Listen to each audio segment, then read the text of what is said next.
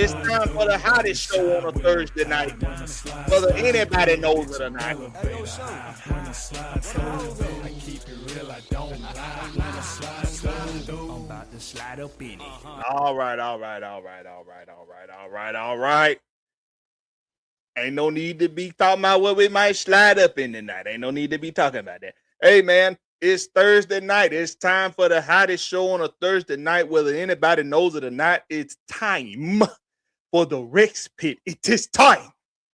It is time for the Rex Pit. Hold on, man. I hate it.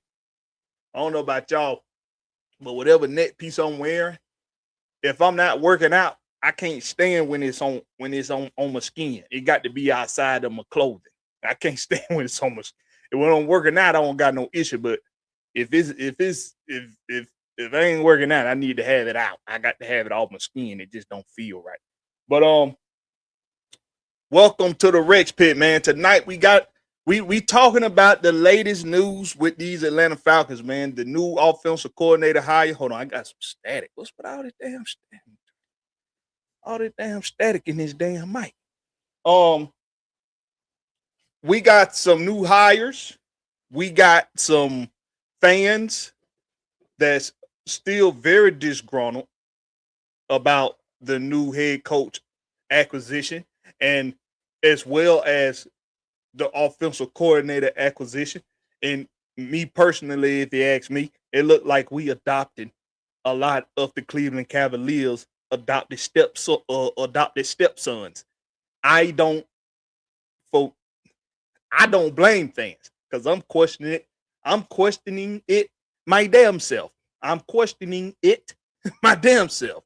But hey, you got some people that think fans ain't got no place questioning what the front office is doing, especially when it consists of Matt Ryan, who now all of a sudden we all just supposed to have all this faith in. Hey, sure. I trust Matt Ryan's judgment. Sure, to an extent. I've already had a situation where I needed his judgment to be a little bit better, and it wasn't. But we ain't gonna go there yet. I like me some Matt Ryan. I love me some Matt Ryan. But we ain't gonna go there yet. Not yet tonight, but we gonna get there. The Atlanta Falcons have hired a new manager of coaching operations, slash coaching assistant. That's basically just somebody that makes sure all the itinerary is correct for traveling, and make sure everybody got they tote. They traveling totes. Make sure everybody's they're the assistant to the head coach basically, and they assist the rest of the coaches too. And they actually appoint other assistants under them for other members of the coaching staff. All teams have it. They just got different titles for it. That's all it is. It's nothing more. That's all it is. It's an assistant. That's all it is. Somebody that's good at being an assistant to somebody else. Game meals. Make sure that's in. Make sure the itinerary for the game meals is what it need to be. That's all it is. Traveling plans and making sure the proper reservations are made at hotels or when you're on the road. It's an assistant. That's all the fuck it is. If you heard anything else tonight, I seriously hope. You know what? I'm gonna be real with y'all right now. I feel sorry for this fan base that for many, many years you've been subject to hearing a bunch of bullshit from content creators. I apologize on their behalf. And from here, all I'm gonna say to you is just know when you're hearing some dumb shit. Just know when you're hearing some dumb shit. All this is all Jacqueline. You want to know what Jacqueline you want to know what Jacqueline Roberts is? She's exactly what Sarah Hogan was. Y'all know who Sarah Hogan is? She was exactly what Jacqueline Roberts is now, an assistant to the coaches. That's it. She's no bridge between coaches and management. You know, it's funny to me. It's funny to me how we got all of these resources at our disposal these days with the internet, and some of y'all will really let some people. Some of y'all will really let people make y'all believe that it's hard to get information on somebody that's not CIA or FBI or Secret Service or Special Ops. Them the people you can't get no information on. Not us. We ain't privy to that kind of access. But if you got somebody like Jacqueline Roberts, who, if you just Google her right now, right here, let me help y'all out with this. I'll help you. See, it's a little resource tool we got these days called Google. Google. There she is, right there, Jacqueline Roberts. There she is, right there. Hold on. Oh, y'all probably can't see it. I forgot I got to share the screen. My bad. There it is. There she go. Right there, Jacqueline Roberts. Boom, whoop, there it is. Welcome to the Atlanta Falcons, Jacqueline Roberts. I'm sure you'll do a great job continuing to assist Kevin Stefanski and his coaching staff in the logistics of coaching operations. I'm sure you're going to do a hell of a job making sure that itinerary for trip planning and travel plans, for when visiting teams come in, making sure they're well accommodated. I'm pretty sure you're going to do a good job of those things because you did a great job at it at your last post, which was Cleveland, Ohio, with the Cleveland Browns. So congratulations on continuing to have a job in this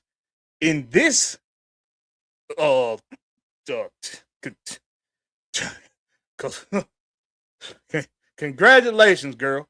Congratulations on continuing to have a job in this workforce. Congratulations. And welcome to the Atlanta Falcons. And that's all she is. She ain't gonna be reporting back no coaching secrets to management about shit they doing behind closed doors. She ain't finna be going to Matt Ryan and whispering in his ear, telling them Kevin Stefanski over here on his knees or praying to Allah. She ain't finna be doing that. She's just gonna be doing what an assistant does. And every team has one. The title might not sound the same. Sometimes if you go to some teams like the Washington Commanders, well, Sarah Hogan, who formerly held a similar position to this with the Falcons, she was here with us for almost 9 years. She is currently with the Washington Commanders doing the exact same job. It's just she's over there. Her title is Chief of Staff, Chief of Coaching Staff. So it's just all about knowing what in the fuck you talking about and not trying to just make shit up as you go and try to be a overly smart, dumb motherfucker. Like some people I know term they would use. Just don't be that. And we gonna be good. Let's see who all in the chat, man. I appreciate y'all for coming through, man. It's the Rex Pit, man. If you don't know, we do this every Thursday. We do this most Thursdays. I wasn't on last week because I had work.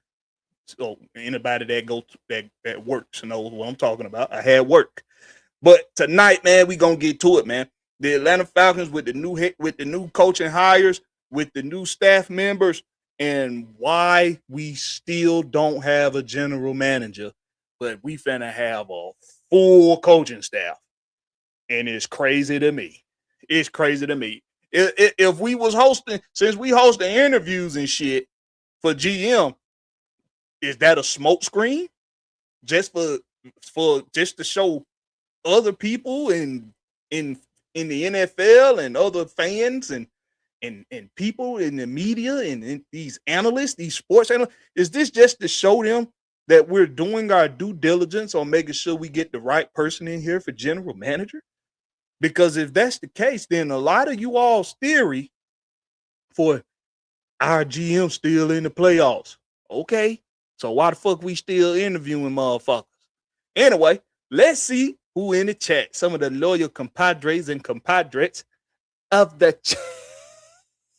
And no, we got Jonte Rozier in the building. What's up with you, Jonte Rozier, my boy, in the building? We got Leo, ATL Leo up in the house. He say Raheem Moore's marriage is some. Man, Leo, what I tell you about coming in here, man, talking about folk, wife and shit, man? I tell you about doing that. That's how you know. That's how you know a motherfucker ain't married, right there. That's how you know a motherfucker ain't been married, right there. You don't stop talking about folks' marriage. Stop it. You know, hey man, you know you my boy, but stop. You got to stop the madness. You got to cut it out. We got Silk Legacy up in here. He say, "What's up, Blackberry and Big Will?" Yeet. Get some. That old school. Y'all don't know nothing about that. That's old school right there. Hold on. What'd he say? Oh, hold on. I gotta get Big Will set up. My bad. I thought he was set up already. All right. Let me get Big Will set up. My bad, y'all. Get it. Oh shit. Oh, I don't want to put it there. Hold on. Gotta get Big Will set up. He having some technical difficulties. All right. Oh, shit, Legacy, but y'all might know him as Deshaun Coswell when he come on Fans Speak and he be trying to set your boy Blackberry straight. Like, Blackberry, you got them talking that bullshit. Like Kevin Stefanski, Blackberry. Blackberry, you come up in here talking that bullshit. And I'm trying to tell you, Blackberry, I'm trying to tell you, you might have wanted them to do something. You might have wanted them to do it, but that don't mean Matt Ryan wanted them to do it. Y'all know how Silk be talking to me. He be talking to me sideways. He be talking to me sideways for real, for real. We got Bernard Cantrell in the house. What's up with you, Bernard Cantrell? With the home team in the house. Yeah, hey man, I appreciate it. I appreciate it when y'all acknowledge that your boy is also in the house. I appreciate that. I appreciate that. We got D. Coleman in the building with the salute. He's somewhere on the rooftop. Be well. It's D. Coleman. You'll never see him coming. That's my boy. We got King Atlanta support up in here. What's up with you, my boy? He say change needed to happen. They say change needed to happen. Cool. What's up with you, Maggie T? She say, what's up? That's the boss lady, Atlanta Falcon Nation. Ooh, excuse me.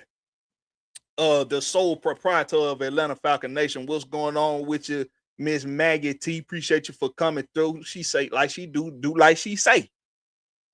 Like she do, and do like she say. Smash that like button, man. I appreciate that, Miss Maggie. Y'all make sure y'all tuning in to the Lady Birds every Tuesday night, 8 p.m. Don't forget it. We got Dre Murphy, the one and only up in here, man. Y'all know how me and Dre Murphy get down. This guy been here with me since I was in the trenches. He been here since I was in the mud. Hey man, appreciate you, Dre Murphy, for coming through. We got Raymond Collins up in here with the sup people. He saying what's up to everybody. What's up with you, Raymond? Raymond Elder. I'm sorry. What did I say? Did I say Raymond? What? Appreciate you for coming through, Raymond. We got William Amy, the hardest working man in East Georgia, and I mean that's northeast and southeast and just straight up east. That's the hardest working man right there in East Georgia. William Amy, my boy. Appreciate you for coming through, man. William Amy say 10 years missing the playoff. Then William Amy say we about to miss another 2 years of making the playoffs. William Amy say get ready for 10 years of missing the playoff. Damn, William Amy, that's how you feel about it. That's how you feel about it, William Amy. Damn, William Amy, why you went on Fan Speak? Well, we didn't know who the OC was on Tuesday. We didn't know who the OC was on Tuesday. Hey, man, You should have been on Fan Speak. Hey, make sure you there next week on Fan Speak, William Amy, because I want to hear what you got to say, because y'all know William Amy want to fire every goddamn body. William Amy don't like fire his ass. Hold on, but William, but he ain't had, but fire that some bit. Hold on, but William know, but he still owes some money. I fire that motherfucker. Fire. I don't give a fuck. Fire. Y'all know how William Amy get down. We got Trick in the building. What's up with your Trick? We got Southside up in here. Y'all know he gonna try to get on my nerves tonight. Watch what I tell you. Watch what I tell you when this nigga. Watch what I tell you when I'm gonna tell you this nigga gonna try to get on my nerves tonight. Southside. I know he is. He gonna try to get on my last goddamn nerve. I know he is. I just know it's coming. He probably already done said some crazy shit. Look at him already down here correcting me and shit because I couldn't find my words. Economy, Blakberry. I fucking knew what the fuck I was trying to say, Southside. I knew what I was trying to say. You knew what I was trying to say too.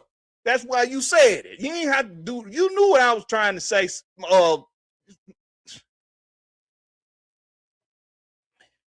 you lucky, boy. You lucky. You sure you knew what you were trying to say, nigga? I said lucky he wanted my lawyer compadres. Will he be on that bullshit? We got ATL. Man, what going on with the screen, y'all? They didn't even show that you got there had a live set up, bro. I don't know. Did you refresh the screen? Yeah, a couple times. I don't know that crazy because I'm showing no live right now. Yeah, I know. I had to goddamn looked at YouTube and I said, this motherfucker live. My bad, y'all. I got something to eat right when it was time for the show to start. So y'all got to see it. I'm sorry. Y'all gonna have to deal with it. I'm gonna be smacking. Y'all got to deal with it. Nigga, they used to you eating on the show. That's what you do. You trying to say that what I'm known for, then? Man, nigga, that's what you do. Hey, man. Appreciate you for coming through ATL 251, another one of the usual suspects around this motherfucker. What's up with you, my boy? Who else we got up in here? We got Larry. It ain't nothing else. It ain't nothing else. No middle name, no last name, no nickname, no surname. Just Larry. And don't you motherfucker forget it. We got Jay Holland up in here. What's up with you, Jay Holland? Excuse me. Well, he in the building. Got John Kemp in the house. What's up with you, John Kemp? What my boy Dre Murphy say? He say, yes, sir. Oh, for sure. See, this is why I say, I might be real good friends with Dre Murphy, which means I might be real good friends with artificial intelligence. Because I swear to God, I swear to you all, my boy Dre Murphy is AI. I know he is. He AI. He my boy though. And I know he's going to physically manifest one day. One day he's going to physically manifest. And I'm going to meet him in person. A real boy. He going to turn into a real boy. You say you go. Hell no. My boy gonna physically manifest one day, and I'm gonna meet him in person, boy. And I swear he a real boy. I know he is. But this my boy right here, man. Appreciate you, Dre Murphy, as always, man. What's up with you, John Kemp? He say, what's up, Blakberry? OC Tommy Reeves of the Cleveland Browns was worse than Zach Robinson last year. Ooh, don't tell me that. You gonna have him. God damn. Are you sure?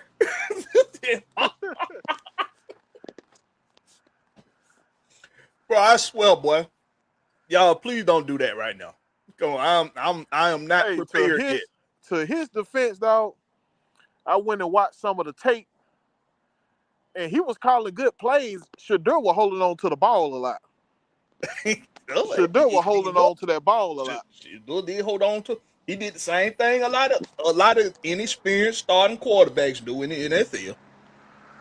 He overthinks while he back there instead of just going off of what his natural instincts will tell him to do. He overthinks. That's what Michael Penix was doing.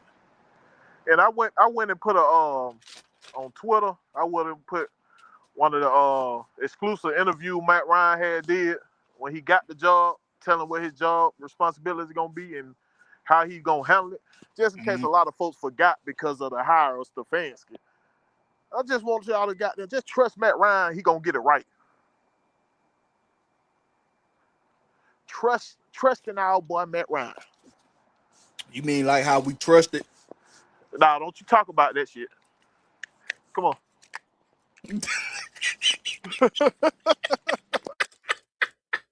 I ain't gonna say it, bro. Not yet. You know I'm gonna say it, but I ain't gonna say it yet. It's too early. Appreciate you. We got Darius Glover up in here. What's up with you, Darius Glover? Appreciate you for coming through. Who else we got in the house, man? Hey, man, I appreciate everybody for coming through, man, holding it down, man. Southside say, see, this how, see, boy. But I really think he gonna call it. Stefan's gonna call play the first year, and he gonna pass it off to Reese the second year. That's how I think he gonna do it. I'm scared to read the rest of this comment, bro. What comment? You read it. I don't the one I got on the screen. Read that. Please read that for me. I don't want to read because if I read the rest of that and there's some bullshit outside, I'm gonna ignore you for the rest of the night. I just want you to know that. He say Reese can call plays. The offensive skill position in Cleveland the last 2 years have not been good.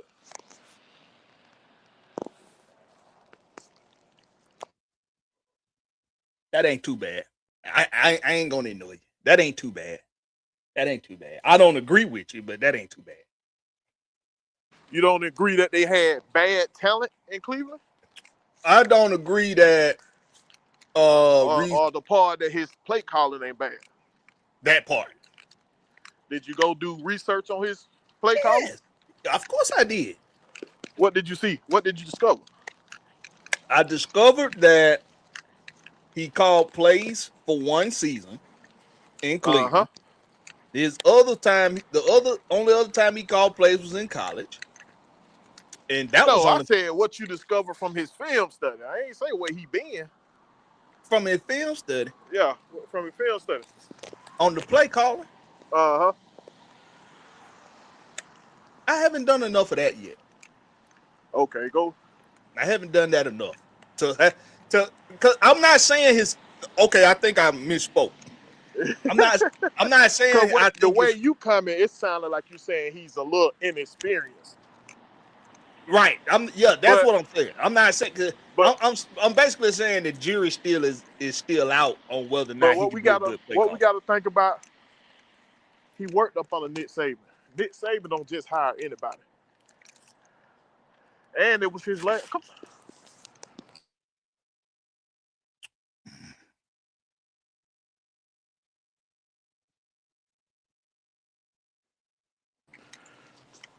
And it was his last year. You remember that was Nick Saban last year of coaching too. Yeah. So he only called plays 1 year for Nick Saban because that was his last year of coaching. The new coaching staff did not hold him on, so that's when he moved on. And if I'm not mistaken, Alabama lost to Georgia in the NFC Championship game that year too, right? In the hoop? I said NFC Championship. No, he beat Georgia. In the SEC Championship game. They beat Georgia that year? Georgia. Yeah. That's the year that Georgia was kept out of the playoff. Because I felt like Kirby Smart would let Nick Saban get that a was win. 2022? Huh? That was 22?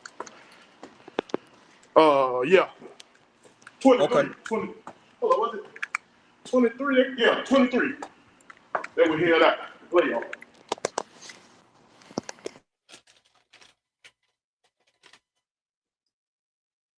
The jury's still out on your boy. That's what I'm getting to. That's what I'm getting at. The jury's still out on him. Yeah. Jury's still out on him. But what I do know is Cleveland took out the trash and we picked it up. You can say what you want. You can call Cleveland dumpster fire organization. They ain't gonna never get right in Cleveland. Terrible franchise, terrible organization, Terrible front office. Terrible front office history. Hey, but Bill Belichick was also Cleveland trash too, right? But what did he become for New England? And what I said the other night.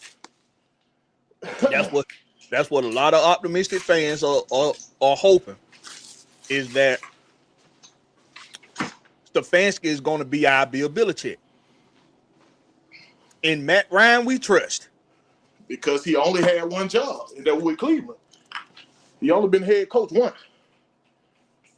Now, so we can't do nothing but hope.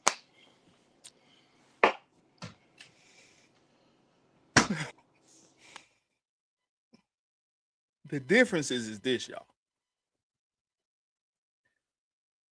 The difference is, it's a lot of differences, but the most glaring one for me, the most important one to point out for me, is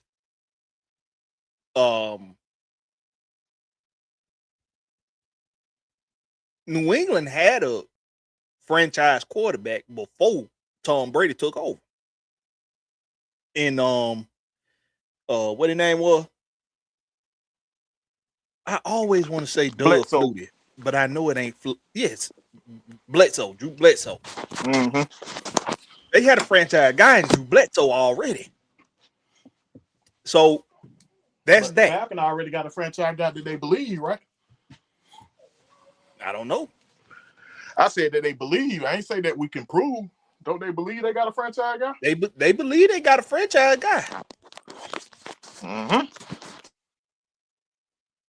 The question is, why is there this faith in Stefanski to bring along this guy that you believe to be your franchise guy?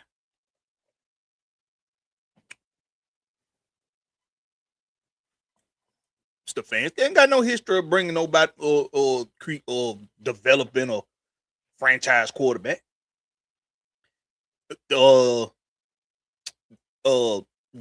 Reese ain't got no. He ain't got no evidence of doing that as a coach. What quarterbacks we looking at and saying Reese was a detrimental part of their development? Develop and working well with quarterbacks are two different things. They had success with quarterbacks. Now you also gotta have an opportunity to develop a quarterback. And one can say that Stefanski was developing your boy Baker Mayfield before he started to be drunk all the goddamn time.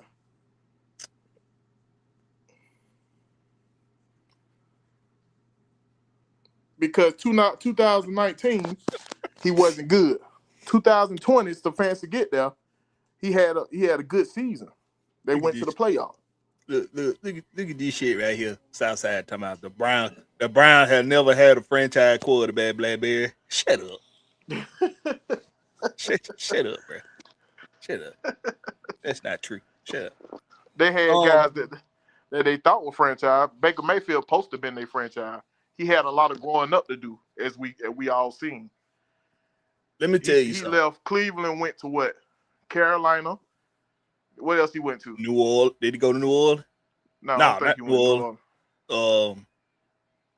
It was Carolina. I know Carolina and the Rams were one. I don't know if he went to the Rams straight out to Carolina. It was the Rams, then Carolina, I think. No, Carolina was first. Okay, so it was Carolina Rams, then he came down to Tampa. But the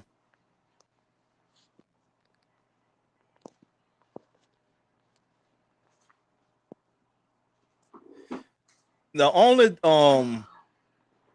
thing I look at with Stefanski in the quarterback situation is when he's had a competent quarterback and he's had a good staff around him, he's had minor successful seasons, meaning he can make it. He only played for 14, so yeah, he went to the Rams right after Carolina, and then the Tampa. Yeah. So I can see that with Stefanski. He's inheriting a team around him that's a very good personnel. That's a very good roster. And we've seen that when he's had really good rosters, he's been able to be successful. He's had minor success by at least by making it to the postseason and being coach of the year a couple times. Because that team in Cleveland, like you can't tell me that team in Cleveland with Baker and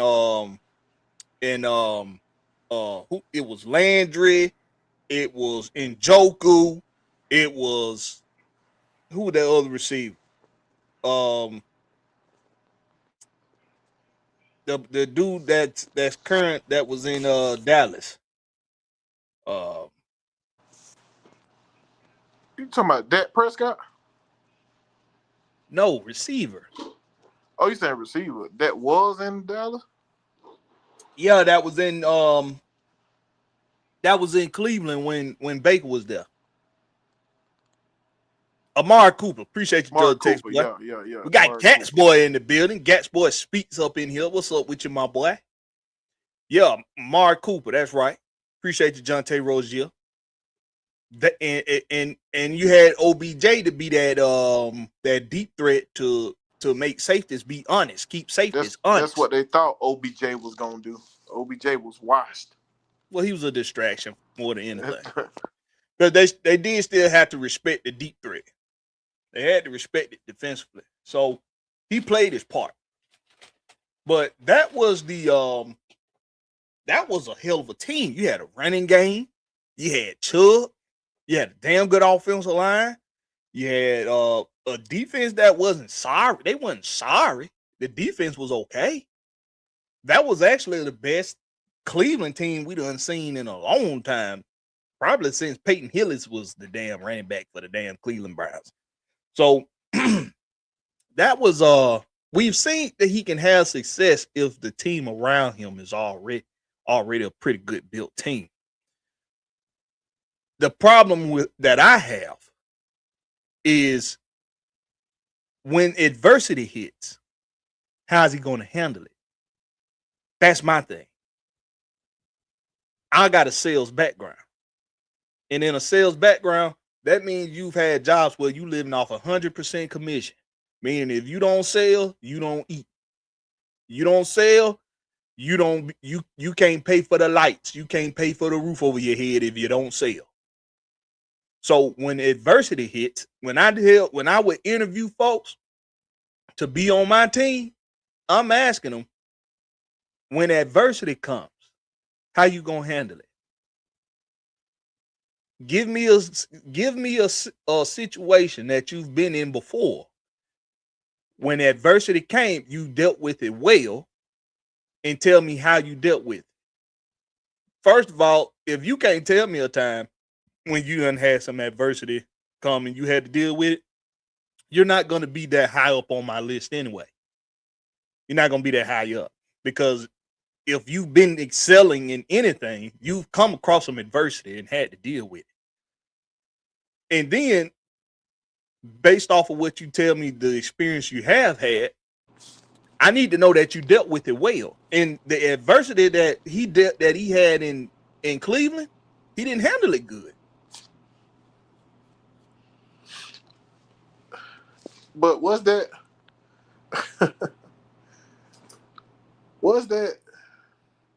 okay, let me see what I'm gonna say here. Was that and damn, I don't know how I'm gonna say it, bro. But was that not just straight sabotage what they was doing up there? Why was it sabotage, Will? Because he built he thought he built a sustainable team. Then they come in and railroad the whole thing. They go get your boy Deshaun Watson, give him a guaranteed $230 million contract. They give up future draft picks so he can't build anything else to the team. So he'll be bargain shopping for the next 3 years. But why did they bring in Deshaun Watson? Because Baker Mayfield was not showing what you call that? Promise? He was immature.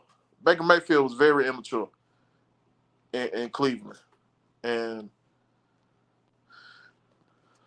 when what I'm hearing from around when Kevin Stefanski was calling him out about mistakes or whatever, cause like they were saying that Kevin missed a meeting, but he was in a meeting with your boy the pass rusher. Goddamn, what his name now? Oh, can't even think his name right now. I'm tripping. Miles Garrett.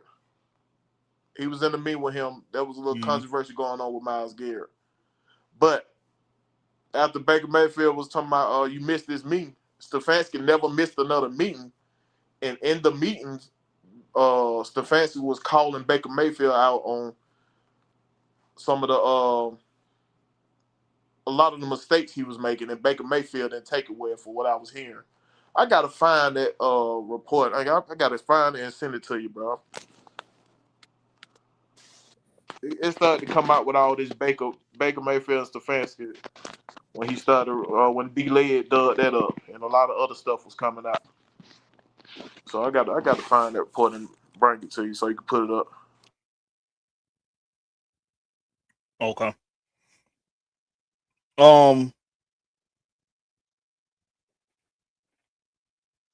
The adversity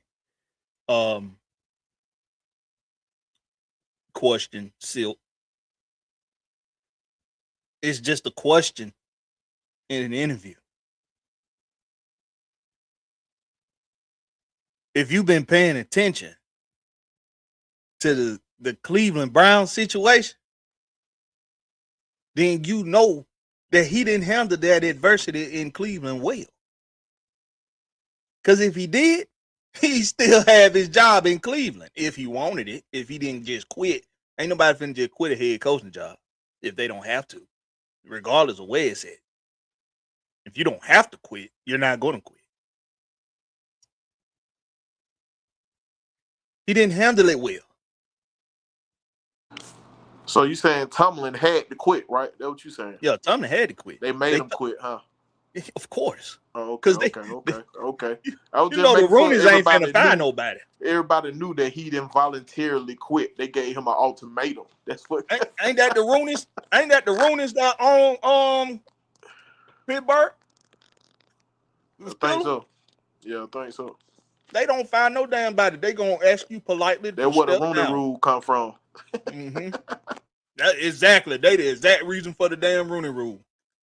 Goddamn Pittsburgh.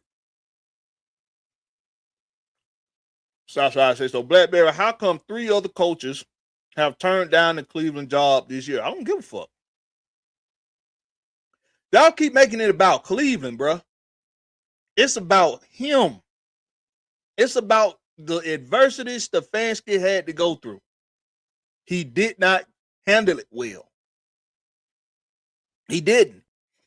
We got an example right here in it. We done had examples right here in Atlanta. Think about the challenge that Mike Smith.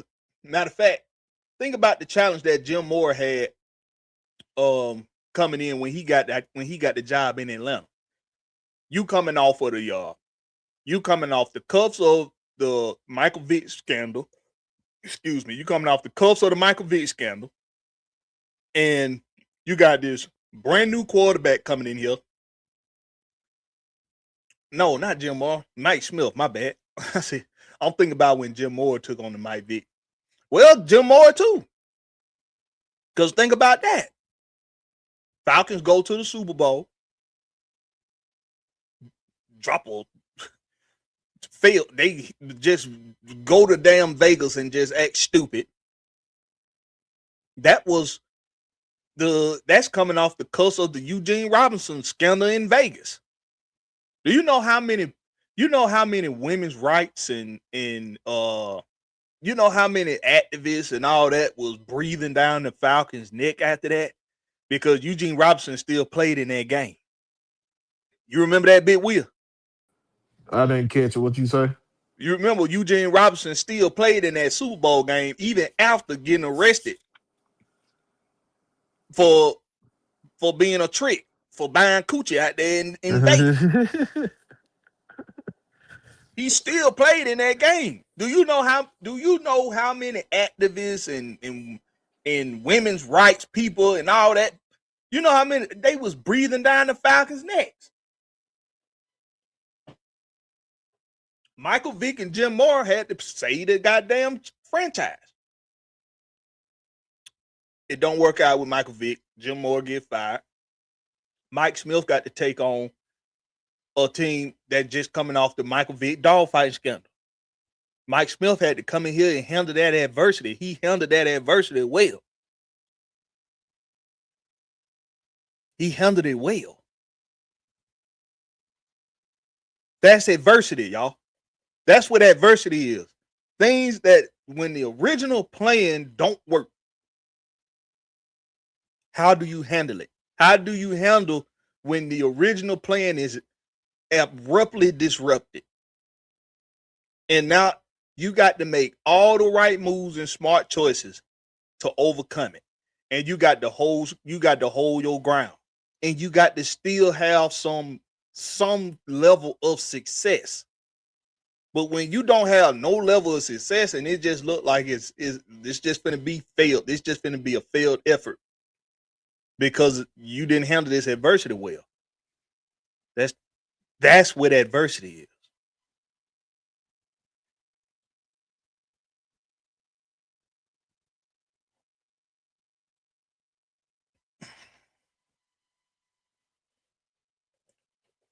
No, Silk, that's not adversity. You that's not adversity. I just explained to you what adversity is. He built up a team when he got there.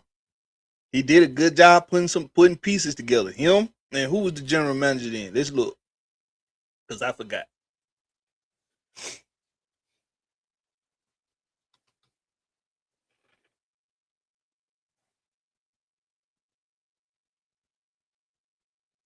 Because according to a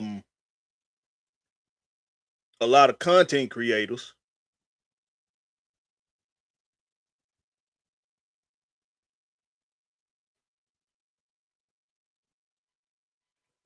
Stefanski wasn't he wasn't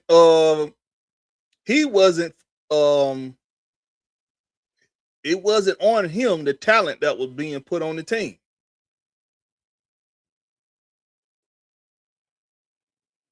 According to some of y'all, well, we can't put that on Kevin Stefanski. He ain't the one winning that brought in all these quarterbacks. He was the head coach. You putting it on y'all was ready to condemn Raheem Morris because of the goddamn Kirk Cousins and Michael Penix situation. So how you not gonna hold Cleveland here? How you not gonna hold Stefanski accountable for his coaching situation? Like I said, Deshaun Watson was an MVP candidate in Houston before he went to Cleveland. Why you couldn't get that production back out of him? But y'all don't want to talk about that though. It ain't on him. It ain't on him to do that. Well, what the fuck you think developing a quarterback is? The fuck you think that is? That's part of development. If he had some shit going on in Houston, but he was an MVP candidate, you're now responsible for taking on the task of bringing him out of it. He couldn't do that.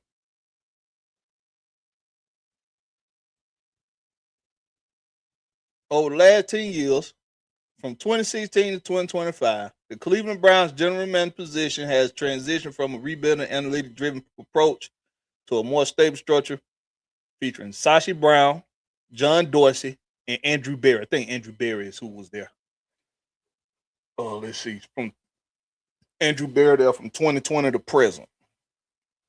Before him, John Dorsey, 2017 to 2019. So when Kevin Stefanski get there, let me make sure I got all my facts. When he got to what, Cleveland? Yeah. 2020. So he got there the same time as he got there the same time as Andrew Barry then. That's right, 2020. Who the hell is Andrew Barry? The general manager for the Cleveland Browns. So you trying to tell me? Now see, Big Will, this what you been telling me. This what you. This what a lot of the fan base been telling Blakberry. This what y'all been telling me now. This is just the way the league do it now. This just the way the league do it. Coaches pick their GMs and GMs don't pick coaches.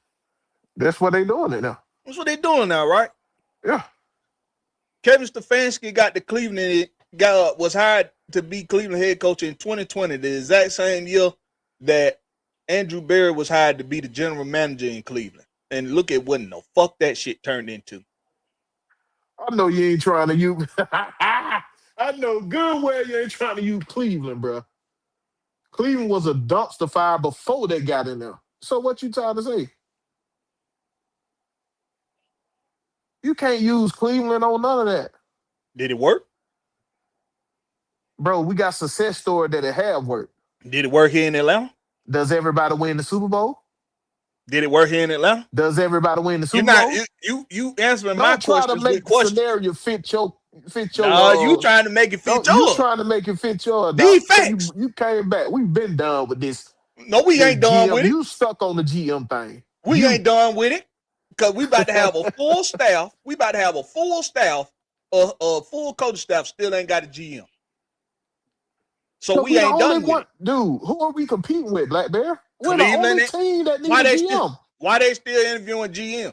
We the only team y'all told that me need his a GM. GM. We already know who the GM gonna be. He's still in the playoffs. Go so why back we still and watch. interviewing GM? Go back and watch the interview with Matt Ryan, telling what his job responsibility for, and tell me how important you think the GM is right now. And I'm telling you, that's stupid. The GM ain't doing that but bringing the talent in, bro. That's all he's gonna be doing. And I told you that was stupid. Well, hey, you gotta talk to these owners doing. They doing what they want to do, bro. You can't change that. Let me this ain't the only team that's doing it. You gotta trust them. They gonna do right. What's up with you, Reggie Young? Reggie Young say let Matt Ryan do his job. I ain't got no choice. Tell Blakberry. I don't have no choice, man. I don't have no choice but to let Matt Ryan do his job, bro. He's stuck on his GM, dog. But this the problem with a lot of y'all. That hasn't been a successful concept, but a couple times in the history of this league. And we seem to think we finna reinvent the wheel here in Atlanta. Okay. We don't got to use Cleveland for an example. You say Cleveland a dumpster fire organization, right? Don't use them for an example. What about right here? What about right here in Atlanta then? We was a dumpster fire too. Has it worked out? Oh, we was a dumpster fire too.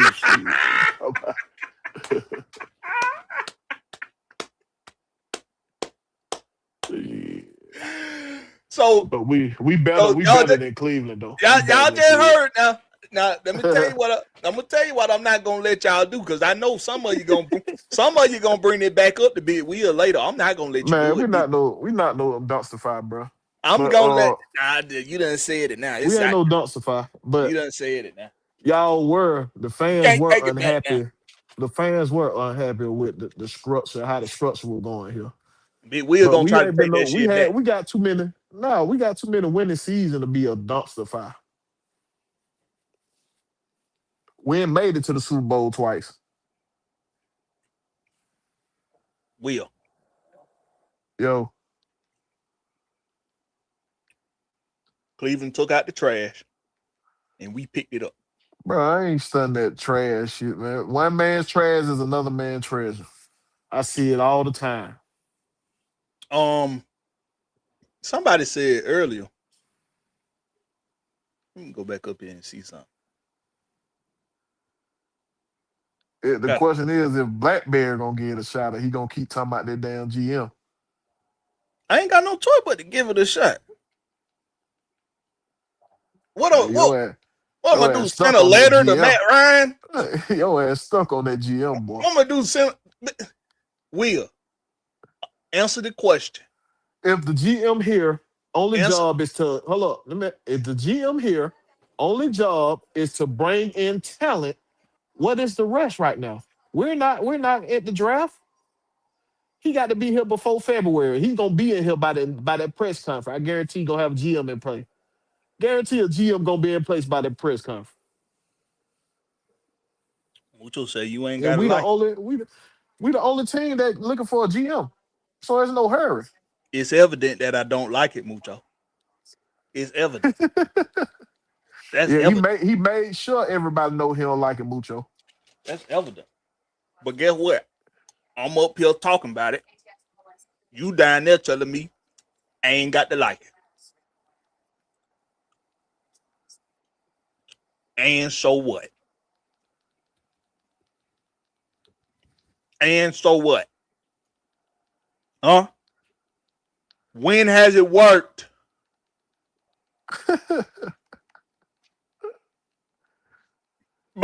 Because Uh, you know, you know, people want to make it seem like those of us that's questioning this concept and this method right now, that we're complaining too much and we're whining and we're crybabies and we need to get our baba and our binky and just be happy.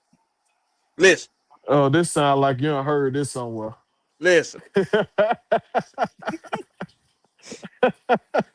listen. I heard motherfuckers for a whole 2 seasons whine and bitch and cry and complain about Raheem Morris and his glazed ankles and his ashy elbows and his in the water pants and, and his crusty lips. I got some of the loyalist compadres coming up in here like ATL Leo. Every time he come in here, he talking about this man marriage. Uh Raheem was bent over. He be bent over his wife's armchair every night. Like, whoa, like what? Like y'all did this religiously for 2 seasons. Religiously for 2 seasons. But here we are, those of us that seeing a concept being implemented that's way too familiar to failing efforts here in Atlanta. But we just need to put your binky in your mouth and shut up. So There's nothing you can do about it, Blakberry. Just put your binky in your mouth and shut the fuck up. what's the reason you wanted the Okay? GM to hire the coach instead of Matt Ryan? Why you want the GM to hire the coach? Because that's what's worked. No, I ain't no. Then we got plenty. We got What you plenty mean, examples. no? We got plenty of examples that not working, bro. Plenty examples of hiring a GM first not working. So it Has ain't it it worked? ain't it ain't how you're doing it. It's the organization that is doing it. Has it worked more or It less don't than matter, bro. letting a Because head coach? it's gonna be to work more because that's what they did first. But one thing about it, you got to change. You got to be able to adapt.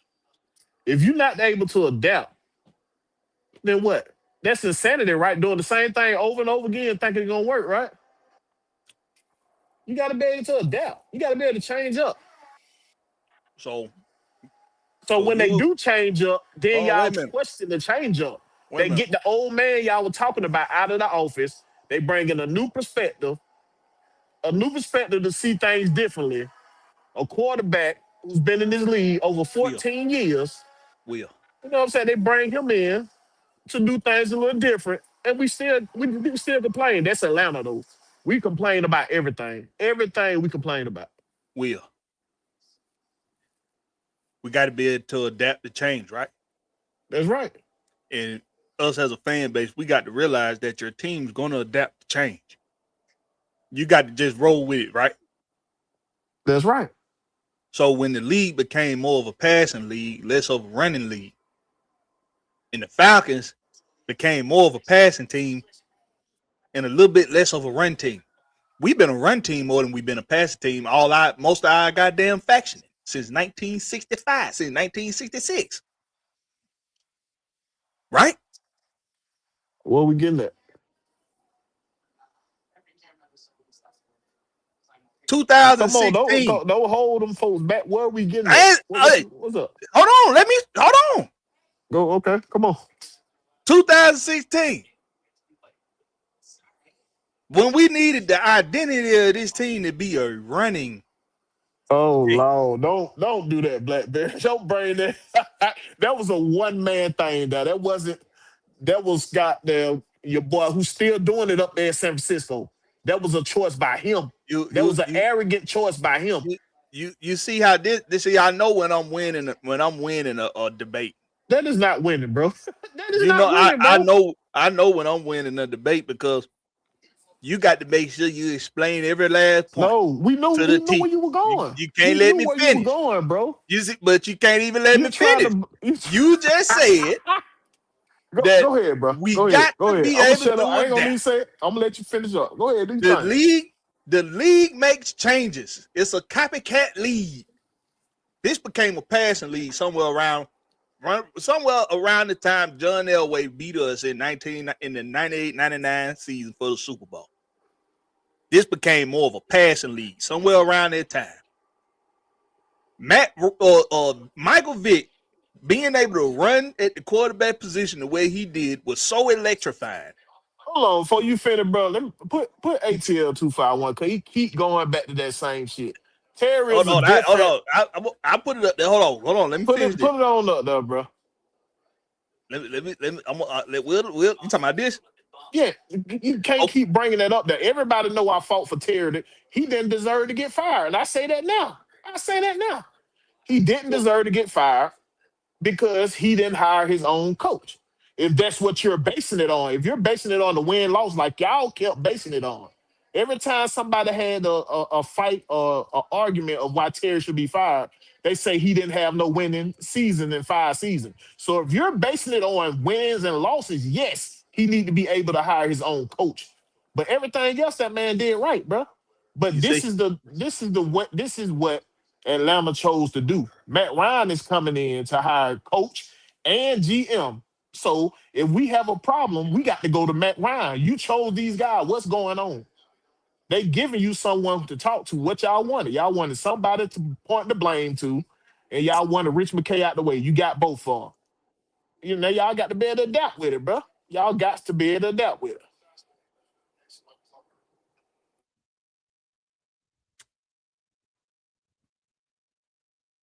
I know when I'm winning a debate because I can't even finish getting it out. I know when I'm No, winning a I debate. had to answer that. I told you can get it out the way. I had to Nah, answer that nah, before I forget about it. If I nah. sat there and let you finish, I been I forgot could. about what ATL I will. said. Hey, you said we got to be able to adapt to change. The league became a passing league. Our identity as a team has historically been that of a running football team. Our running game was the most thing was the gritty defense and a run game was what you could bank that the Falcons was gonna have season after season. That's what you could bank on. And in the most important game of our franchise's history, the closest you've ever been to grabbing that brass ring, what you adapted to a passing game with the two biggest stars on your team, your two superstar talents, they got you in field goal range to do what your running game should have been able to close you out with. Devontae Freeman was averaging over 5 yards a carry in that game.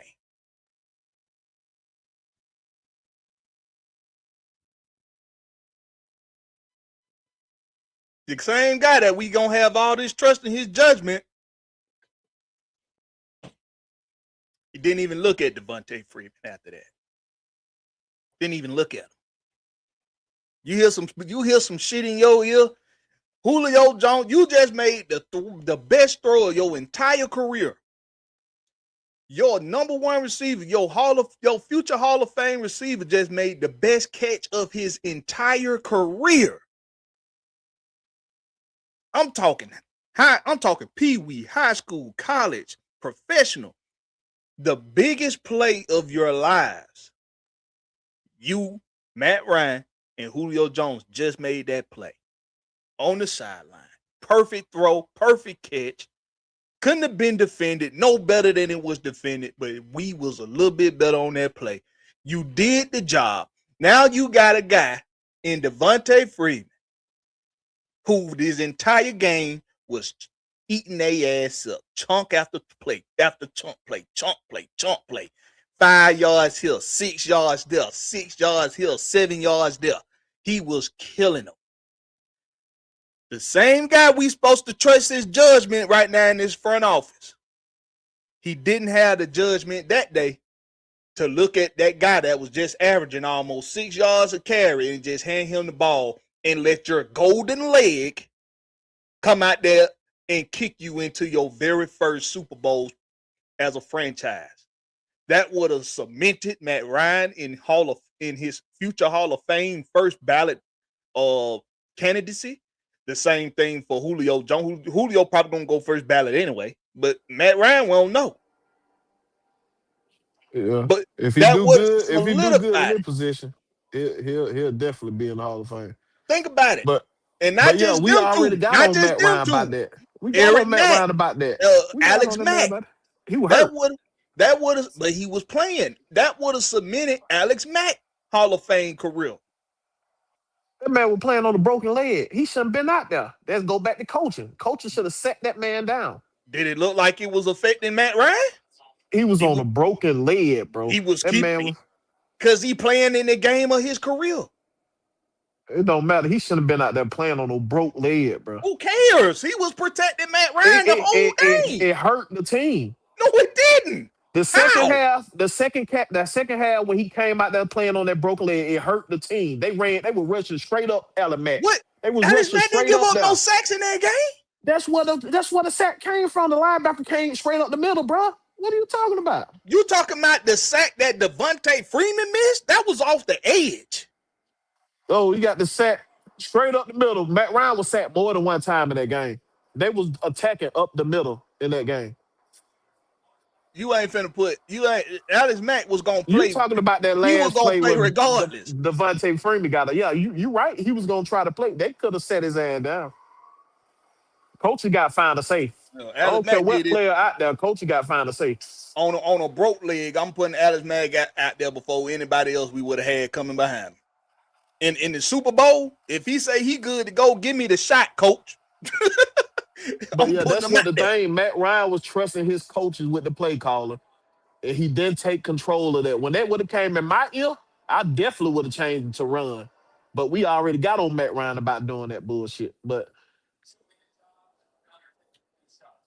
more than not, we was able to trust Matt Ryan here. More than not, we was able to trust his judgment. More times than not. Listen, bro, the adapting to change thing is all well and good, but some things you go with what you know works. That's all I'm saying. And and so we got some things, that we need to fix here in Atlanta when it comes to that. But offensive coordinator, this new offensive coordinator, what the name is? Reese? What the name Tommy is? Reese. Tommy Reese. Tommy Reese. Tell me what you thinking, man. You gonna see, or you think that even though we ain't got confirmation of this yet, you seem to think that Stefanski gonna call plays. I think Stefanski gonna call plays the first year, then he gonna hand it off to Reese the second year. Because I think he believed Reese got some kind of potential. And when I went back and reviewed some of the film, he was actually calling good plays. He knew how to marry his runs off his pass. And I seen plays where Shadur was sitting there holding the ball a lot, just like he did in Colorado, just holding the ball too long, trying to wait for the perfect play when he had guys open. So a lot of times it's the young QB trying to do everything. He was waiting to get himself. I mean, he waited so long to get himself in the game. And once he finally get that, he trying to be superhero instead of just going within the game plan. So it was a lot of superhero stuff going on. You had Dylan Gabriel doing some superhero shit too at some point because he trying to prove himself that he was the right pick. So it was a lot of goddamn confusion going on in Cleveland because they already they had 5-6 quarterback that year in 25. They had about 5-6 quarterback then. Mm-hmm. So like it's just a whole bunch going on in that quarterback room. But if you go back and watch the film and the play caller go, you'll see wide open receivers out there, wide open.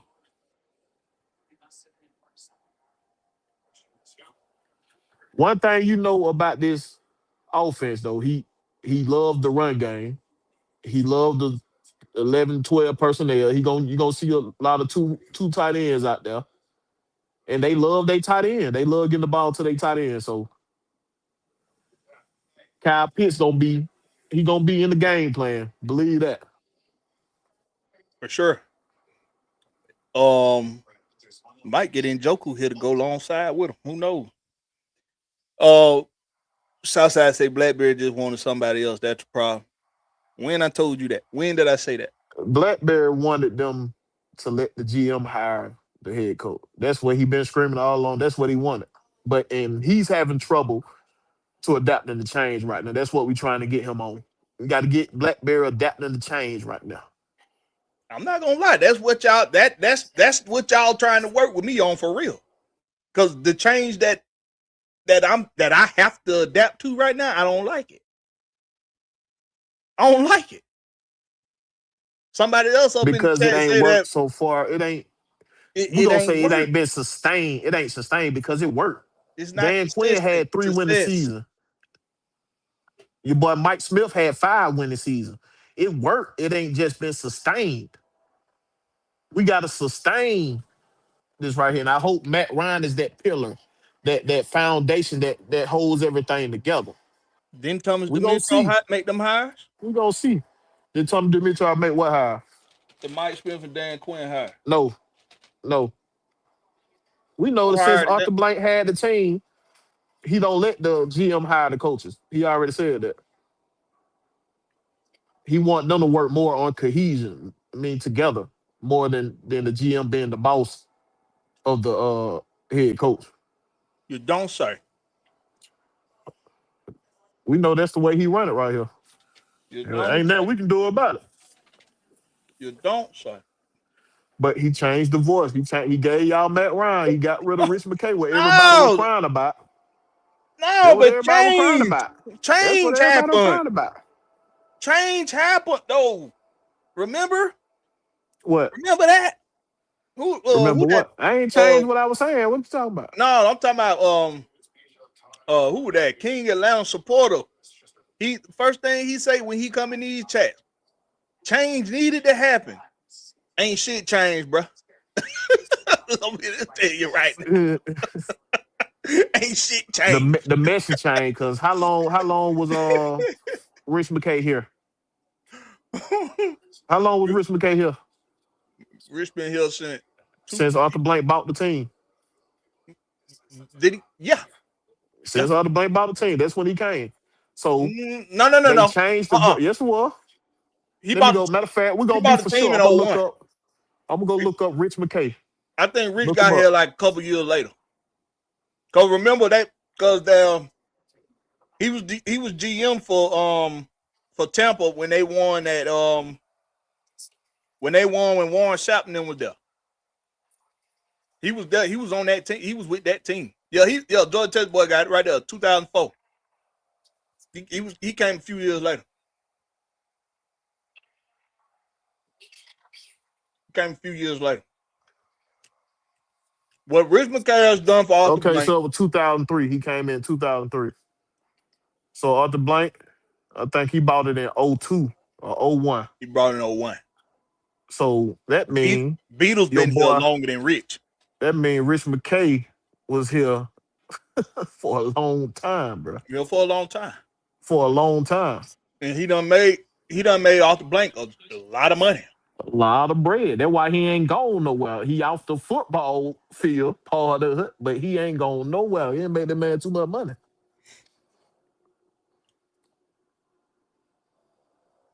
Mucho, so you think we keep Warner? I think Warner come back. I can't see why not. He ain't gonna cost you much, and he been sustainable in that position. And Warner was very solid in his Effective, production. very He was effective. very effective. It's kind of crazy not to bring him back. Right. If you think about it, if you don't try to retain the majority of this personnel group that's already here, Then there's a total rebuild. It becomes then a rebuild.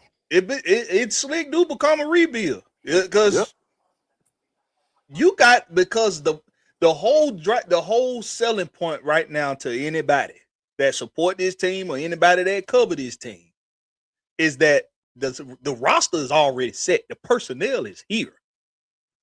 You just need somebody that can drive the ship. You just need somebody that can make sure the ship don't wreck. You need a captain of the ship. A real captain. We need Blackbeard in this motherfucker. Not damn what the motherfucker that played Pirates of the Caribbean with Johnny Depp. You don't need The one where they the dead one on the ship. yeah, we don't need Jack Sparrow. We don't need Jack Sparrow. We need Blackbeard. Hey, so what you think they doing now? Nate Ali negotiating his number right now. You think he negotiating his number because he getting a lot of Yeah, outside people like that want him to? yeah. Well, he's still under contract though, so he really ain't got no choice. He under contract. Is he under contract? Yeah, he's under contract. But All the coaches under know contract unless the they coach can be got to say that dissolved. they Yeah, want to retain him. Now, if the coach say we don't want him no more, then they release from that contract. yeah. But if the Coaching coach staff choose to contract. retain him, right? Yeah, coaching staff contracts are made to be able to be dissolved. Like Yeah, they money is they guarantee them their money anyway. You gonna get your yeah, money guaranteed. regardless. Oh, yep. So whether you here or not, you still gonna get paid. Mm-hmm. So I mean, I think with Ali, I think the boy going through film. That's what I think he going through that film and seeing who he want to retain, who he don't. He need to just tell Jerry Gray to go on and pack his bag. I can do without Jerry Gray. Get your ass. You just collecting check right now. yeah, I don't Jerry know Gray what collecting check.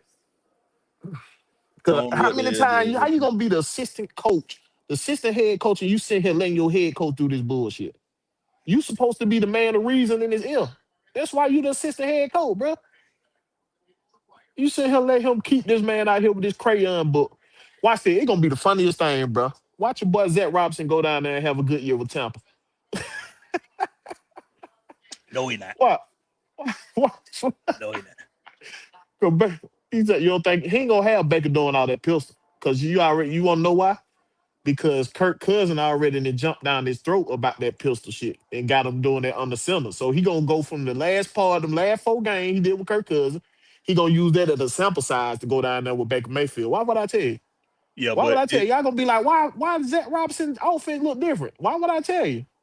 it's a stupid hire because It is. It's a familiarity hire. That's a Baker Mayfield asked for that.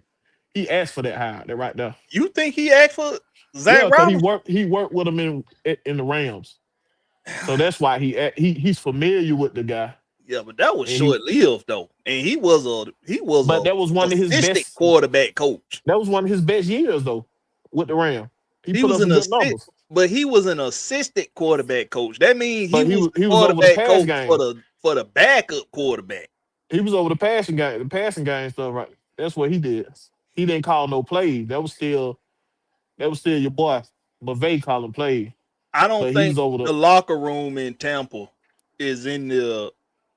I don't think it's in the proper state morale wise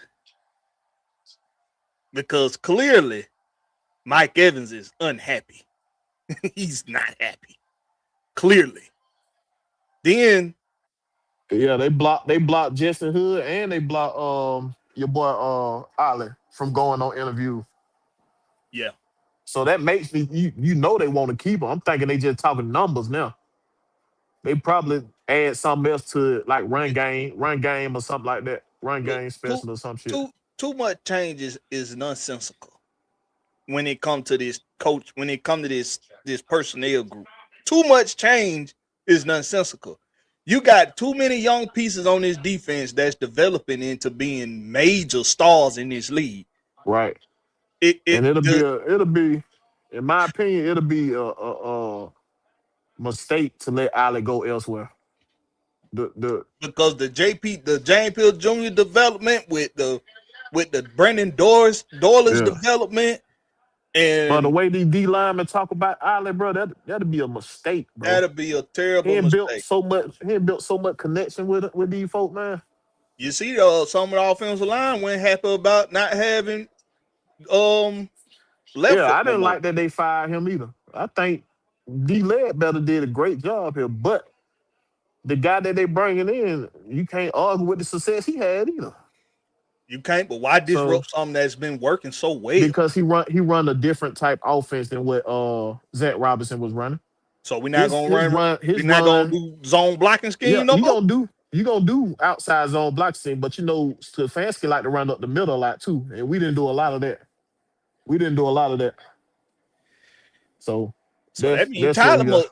So that means you must be bringing Tyler back. That mean I think they're gonna go try to fight for Tyler now. It's gonna be what kind of number Tyler's getting thrown at him, and how much do he love Atlanta.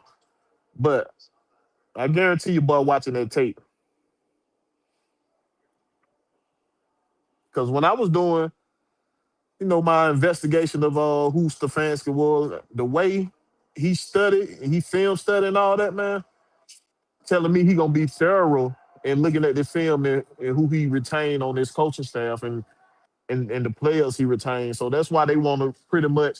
That's why you seeing a couple of more GMs added in because they doing their due diligence and doing this. Make sure they do this. What you call it? Find the right mesh for Stefanski. You feel what I'm saying? Make sure him and the GM on the same wavelength. Mm-hmm. So that's why I think they doing a proper interview. Like they didn't have to interview these guys. I still think it's gonna be between Chicago and San Francisco, them two guys. I still Now, think it's gonna be between them two. I think the other shit is just smoke and mirrors. That's what I I think. I heard that Ian Cunningham not interested in What you coming. saying that at? What you saying that at? I'm just telling you what I heard. I said, did you see it? Somebody posted that or somebody just said it? I saw it somewhere that's not a credible source, but it's somebody that I pay attention to. And Cause this the time they be doing rumors and shit a lot too now. A lot of yeah, rumors be coming out. that's why I really didn't want to say it, but that's just something I done heard. But let's do this real quick. I know a lot of fans was upset about the James Pills Jr. and Xavier Watts not being included in Rookie of the Year talks. Well, you can put all that to rest now. They Oh, are they on there. You finalists. seen it? Yeah, they on there. Yeah, they Yep, top 5. they are finalists now in the Rookie of the Year, defensive Rookie of the Year race. They are. Oh shit! What I did? Let me bag it up. They are in the top 5 with Abdul Carter, who's not going to win it because he missed I don't significant even know time. why he Being first, bro. I he don't even got know why he benched. first. He got benched, so I don't know why he even on this in his top 5. Nick Emenuri had a very very solid season, but it wasn't as solid as Xavier Watts. And Carson Schwarzinger, well, he plays for the Browns. So, but I just if they is dumpster fires, everybody say he shouldn't win it. But you can't argue James Pills That Jr. boy had a hell of a year though. He That did. damn linebacker have a hell of a year. I think he Oh led yeah. them in Side tackles. side note: Jesse Miller been hired as Baltimore coach. Yeah, I was gonna get to that. Oh my bad. Jumped the gun. You good? But yeah, Jesse Minter now off of the table for being a candidate for anybody because now he's going to be the head coach for The Baltimore Ravens. What you think about that, Will? What you think mental can bring to Baltimore? That's another wait and see situation because I don't know. I mean, he's a hell of a good defensive coordinator. We know that. But can you lead men? Can you lead men? You got defensive coordinators and offense coordinators great at doing that. But once you become head coach, you got to be able to lead men. Mm-hmm. And that's a whole different situation. So that's another way that's a risk that they taking. And I don't even blame Baltimore for taking a risk like that. They stuck with hardball 19 years and to see what this man asking for from the Giants, hell no, get this man all this power like that. That's a lot of shit. Get that man all this power, man. But I think Lamar Jackson got that man fired though. His sorry play got that man fired. they brought, bro. They brought your boy Todd Monken in there to adjust the offense Man, I feel bad for Todd Monken, bro. around you, bro. And you still couldn't win. Bro, do you know if things would have went better for Baltimore, Todd Monken would be looking at it. He'll be looking at being a head coach candidate for somebody right. He already had a couple interviews for head coach. Yo, but I ain't heard no. He ain't getting the kind of like. He ain't gonna get it. He Yeah. ain't gonna get it. But yeah, he had some interview. I'm like, man, I feel bad for my boy Monken, man, because it wasn't on him. It wasn't on Monken. Monken called. He gave the ball to Derrick Henry at the right time. He was drawing up plays that was supposed to fit Lamar's strengths. Lamar still playing like he done played all his career, and that means he ain't got better. There's no change in his development. Now the thing I respect about Lamar in his game is when you get up in there in that red zone, Lamar gonna score. That's something that we was missing for quite some time here in Atlanta. We needed this. We could move the ball between the 20s. It was after the 20s. We can't move the damn ball. We can't get in. We couldn't get in the end zone for nothing. Then we had this little streak where we got in the red zone. We were scoring for, I think it was like 7 straight weeks or something like that. And I was like, whoa, where'd that come from? But it came at a time when we were still losing games. We were still fucking losing. But at his defense though, bro, he had a lot of receivers dropping the ball this year too. Young had the one got well, motherfucker had the ball straight in here. I'm talking about Lamar Jackson throwed a beautiful ball, motherfucker drop it. Mm-hmm. So yeah, that's to his defense. He ain't had plenty of games like that now. Even his go-to guy was dropping past the last couple seasons. Yeah. What's his name? The little ugly motherfucker wide receiver. What his name is? No, I'm talking about his tight end. Oh, you talking about Likely. No, I'm talking about Andrews? Andrew. Yeah, Andrew. They weren't even going to Andrews that much this year. Likely who they were going to. He was dropping the damn ball. Literally. T. Terry say the GM is going to be the assistant GM from Pittsburgh.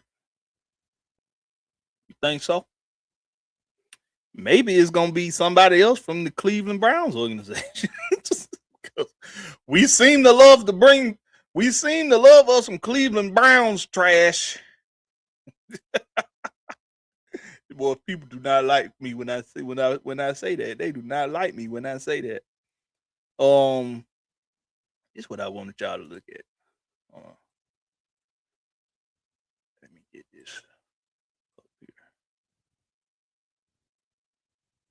All right, so another person new to, and I talked about this young lady when we came on. Another person that's new to the Falcons staff is Jacqueline Roberts. And usually, and I say usually I wouldn't talk about this being newsworthy. Reason being is because Jacqueline Roberts is nothing but an assistant to the coach. That's all she is. But I heard some stupid motherfuckers earlier saying that this position was created because because this person is going to be the middle in between coaches and ownership or management, and she's going to be in charge of looking at the numbers and the analytics and making sure everybody's doing everything that's within league rules, and that's a bunch of bullshit. That is not true. It was not created. We've always had someone for this position. Every team has somebody for this position. It's just worded differently. It might be chief of coaching staff. It might be coordinator of coaching operations, or it might be manager of operations as it is now. If you know who Sarah Hogan is, Sarah Hogan had a very similar position to this. She's a glorified secretary. That's what she is. She's a secretary. That's it. If you look at the job title, it tells you. Hold on, let me put it back up. It say, I got it right here on the screen. She keep tabs on the Falcon hires and retentions as Atlanta continues to involve its coaching and front office. That's just like you had that boss that's in the corner office. He called the secretary and said, "I need me some coffee." That's what's going on right here. That's exactly what's going on. Some folks got to read the goddamn tab before they start talking. Read her job description before you talk about some shit. This usually would not be newsworthy for me, and I feel sorry for this fan base. Y'all been subjected to hearing some dumb shit over the years, bro. But right here, many NFL teams employ a staff member in a role like coordinator of coaching operations, though the specific title and function can vary by organization. It is a relatively common administrative position, not a traditional on-field coaching role with a fixed number across the league. Specific examples of teams that have this or a similar position include us, the Falcons, coordinator of coaching operations, who was Madison McDowell. I don't know how you say her name, look Irish or something. And also manager of coaching operations, Jacqueline Roberts. The Chicago Bears, the New York Giants, Las Vegas Raiders, Tampa Bay Buccaneers, Washington Commanders, and guess who is in Washington? Our good friend Sarah Hogan, who was with our organization for about 9 years with this similar position. All it is a secretary. She's gonna make sure that the itineraries for travel are what there's are scheduled properly. Game meals. Hold on, I could keep saying like that. I can keep telling y'all. I can tell you now. I can tell you the exact number of teams. Okay. What is it? All right. I said, who recently held similar position like this for Atlanta Falcons? Madison McDowell, who was in this position since 2023. She was the business operations coordinator, in charge of making sure travel. I come be the secretary. Give me the paycheck. I write down who the hell you got on the schedule, nigga. That's it. So you need me to take some calls. You need me to make sure hotel reservations are set up properly. Hey, I take that money. I can do all that. I know how to pick up the phone. I know how to schedule reservations. I know how to. Exactly. I know how to do no interview. Just call me. I come up and take care of that for you, my boy. Yeah, I can accommodate visitors and guests when they come in town, and I can do all of them things. Now I'm not trying to minimize the young lady's position or anybody that has. I'm just saying it's a sweet gig. That's a sweet gig. It's a sweet gig to have. It's a sweet gig. It's probably taxing because I'm pretty sure it's a lot, but that's all it is a secretary, y'all. This lady but the money is gonna make it worth it. The money gonna make it worth it. It might be taxing to her ass, That money gonna make it worth it. But she's not there to keep an eye on the coaches. She's not there to give you numbers, to give the coaches analytics and about what the rest of the league doing, and we should do this because this is what the rest of the league doing. This works more. That ain't her fucking job. Her job to make sure that the lunch mean the lunch come in when it's supposed to. That's her job. To make sure players have what they need, to make sure the coaches, really not even the players, to make sure just the coaches got everything they need. That's it. Shout out to Sarah Hogan and Madison McDowell. Shout out to them because they was holding it down here. Madison since 2023, and I think Sarah Hogan since Sarah Hogan.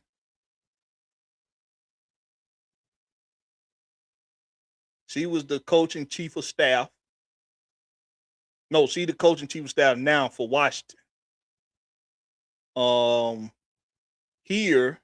Yeah, she got an upgrade when she went to Washington. Yeah, here she was coordinator of scouting administration. She was coordinator of head. That was from 15 to 16. Then she was coordinator of head coach operations. So she was basically from 2016 to 2020. She was the head coach's secretary.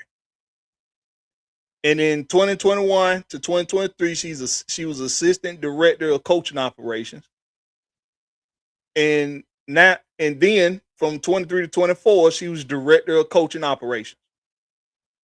This is not something that's just been created by management to keep an eye on coaches, to make sure they're doing what they're supposed to do. That's a bunch of bullshit. And I'm sorry. I had to do that. The stupid shit. Y'all just know when you watching stupid shit. Just know when you hearing some stupid shit. I heard one of them stupid motherfuckers say that they couldn't even find a picture for old girl. Okay. You couldn't find a picture for her. I got you. There she is. Right there. Jacqueline Roberts. Your new manager. Maybe I can't see. Your new manager Yeah, of somebody coaching say that, operations. They couldn't even find. Like Google don't exist. man. There she is right there.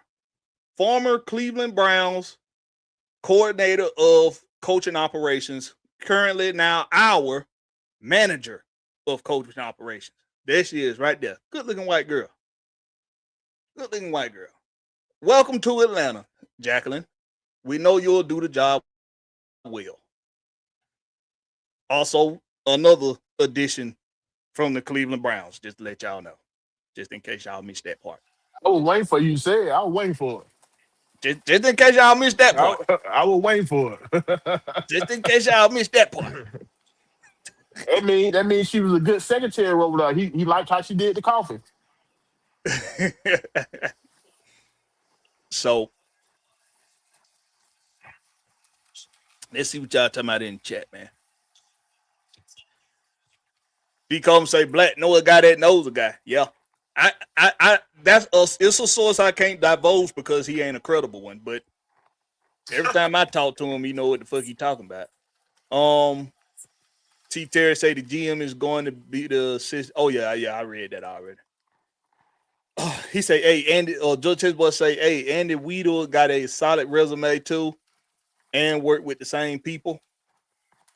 3 Duddy said, Dad, man, didn't know you guys were on home team. Big Will, what's up with you, 3 Duddy? One of the OGs in that game. Big Will sound like he fishing. You fishing out a fish tank over there? Oh, Where you I at, thought I Red was Lobster? on mute. I was on mute or something. God damn. Nigga sound like he at Red Lobster picking a lobster out the tank. They still do that at Red Lobster? Hell no, not with these nasty ass kids either. Hell no. Shot. What? They gonna boil this shit. They gonna kill all the damn germs when they drop it in the water. When they drop it in the boiling water. Mucho say shout out to having 2 Falcons top 5. Yep. Shout out to man, Xavier Watts, man, and James Pitt Jr. One of them gonna win it. It's probably gonna be James Pitt Jr. He should win it. They both This is a popularity contest too, so yeah, I wouldn't be surprised if somebody else win. it is. Because they don't like Atlanta like that. Iron Mike 4 say Abdul Carter led the league in P-Hub. P-Hub out. Oh, I just got that. I just got it. I'm slow. I'm slow on that one. Took a minute there. It took a second. I got it though. Yeah, he's not going to win. If he win, it'll be a travesty. And I like Abdul Carter coming out of college. I wanted us to try to make some big splash moves, trade up and get him. But I'm happy with what we got for sure. Dick Golden said once that speed goes, it's a wrap. Boy, say that. Say that. That's why I can't box with nobody no more. But if I get you in that real naked chokehold, you done. Night. T. Terry say facts. Gats boy, Andy Weedle drafted your boy Jack Sawyer, Blakberry. I know. Not just Jack Sawyer. What's his name too? Who I wanted for defensive tackle. That big nigga name was. Yeah. If you've been paying attention to me, you know the defensive tackle they drafted in the first round this past all season. I can't think of it now right now. It's probably on one of these lists on my banners, but I ain't finna go down it. Mucho say the Atlanta Falcons ranked eighth in the NFL for red zone touchdown efficiency, boasting a 64.7% rate. Yeah, because we had that long streak of going. We were struggling scoring for like the first 4 weeks. Then we went on a 7-week tear. Every time we made it into the red zone, we scored. But we were still losing. It's just one of them things about Atlanta, man, that's you scratch your head about it. Like, damn, y'all can get down there in the red zone and score, but you're still losing. And one of them things that make you think that what? That we cursed. There you go. They had to hear it from somebody else but me. There you go, bro. I know. I ain't never denied it. You just didn't want. I had to be the bad guy. You ain't want to say it. You wanted me to say it. I guess so. Let's see, man. Let me hit a line up. I don't know what you. I don't want to know what you talking about, Leo. I don't even want to know what you talking about. We also have a coordinator of coaching operations. Yeah, all it is they take care of the day-to-day itinerary for the coaching staff, so that all the coaches got to worry about is coaching. Where they going? What we eat? What's lunch today? Guess what? The coordinator know what lunch is for the day. Where we staying at when we go hit the road? What hotel we staying at? Guess what? The coordinator / manager is in charge of making sure the itinerary for the accommodations for the stays are in order. That's their job. It's a secretary. The bullshit you heard earlier tonight by some stupid motherfuckers. I'm just saying. I know them y'all. I know y'all fuck with them people, man. Fuck them motherfuckers with that stupid shit. I feel sorry for y'all. Y'all done had to listen to this stupid shit all these years, man. But it's plenty of content. It's plenty of Falcon content creators now, man, for you to get some legit shit about. For you to get legit information. Look, I was having a conversation with somebody earlier today. This is what we do right here. The content creating for y'all. This what we do. If you come here for information, I can provide you with some information, but I'm not a journalist. I'm not a sports journalist. Okay. I can give you some I can give you some news.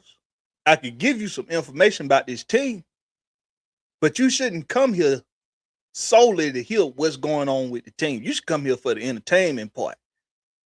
You should come here for that. You should come here for the passionate debates. You should come here for that. You should come here for the vibrant and energetic personalities like for myself and Big Wheel. And when we have fans speak on Tuesdays, when we drop the link for the fans, that's what you should come around here for. If you go into a content creator just for the information, you've been you're misguided.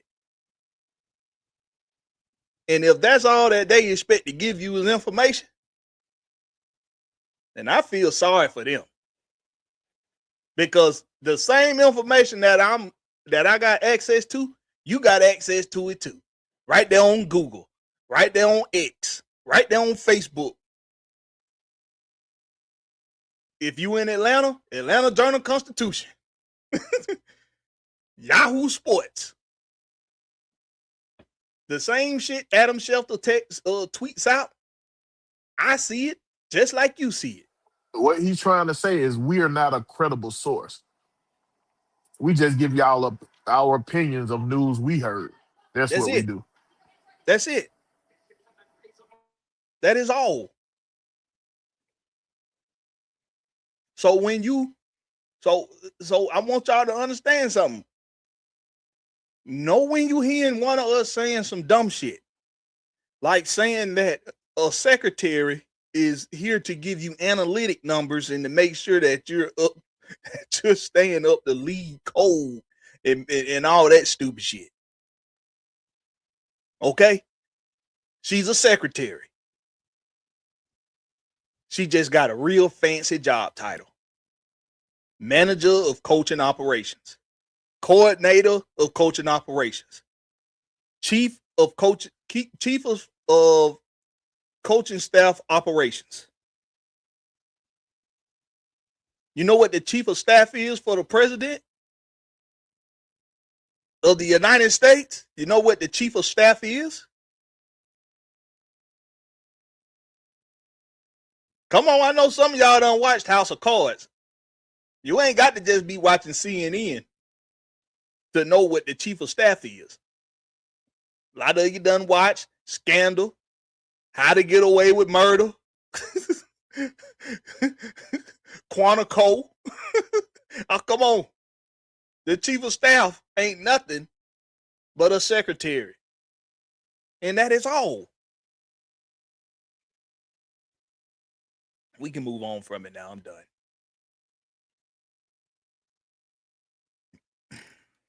Michigan. You talking about ATL 251. Mucho say we also have a coordinator of coaching operations. Leo say, hold on. Did I scroll back up? I scrolled back up. There he is. See? Derek Harmon. See, you knew who my boy was. D. Coleman knew who my boy was. That's who I wanted. I wanted that big some bitch in the middle, boy. That's who I wanted. The boy from Oregon. Mm-hmm. He also drafted him. So, yes, I would be very intrigued for the, how you say his name? Weidel? That's how you say his name? Weidel? Is it? I think it's Weidel. Weidel. Gotta say Andy Weidel. Weidel. You gotta like jerk your head back when you say it to make sure you get it out right. Andy Weidel. Andy Weidel. Hey man, I hope Andy Weidel get the job. I hope he get it. Hell, ain't like I'm looking for somebody else to get the job. I mean, the head coach been hired already, so. And the offense coordinator. And the secretary. And the offensive line coach. Who was your offensive coordinator? Who you want for offensive coordinator? I don't know. I don't damn know.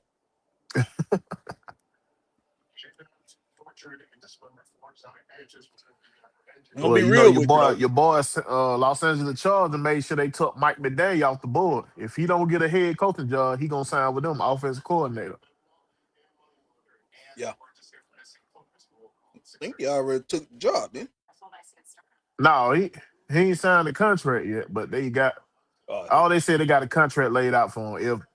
If he don't get a head coaching job, he's gonna be the offense coordinator for the San Diego. And I think somebody did what his name is? The Bills. Shit, not the Bill, but the New York Giant old head coach, the ball. I think his name the ball or some shit like that. yeah. Somebody trying to get him to be offense coordinator if he don't get a head coaching job. I forgot who it was.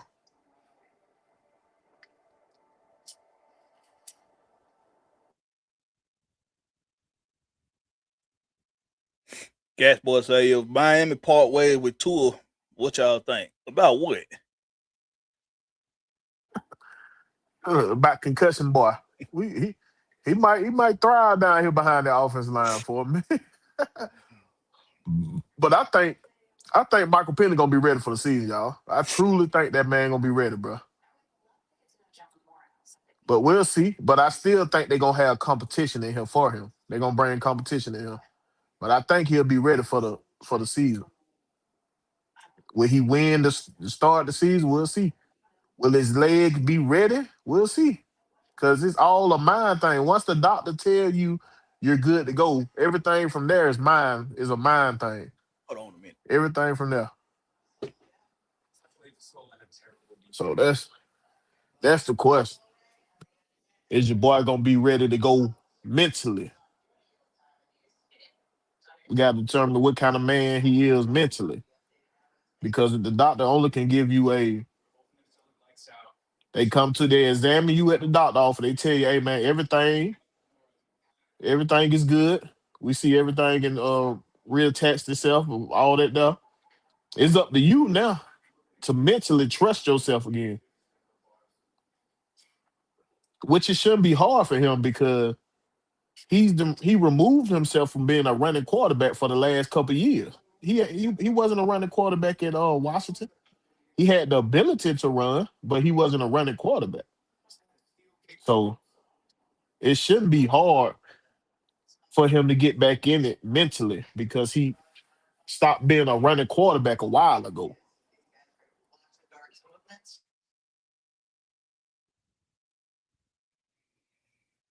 Kirk Cousins need to be our quarterback to start off 2026 season.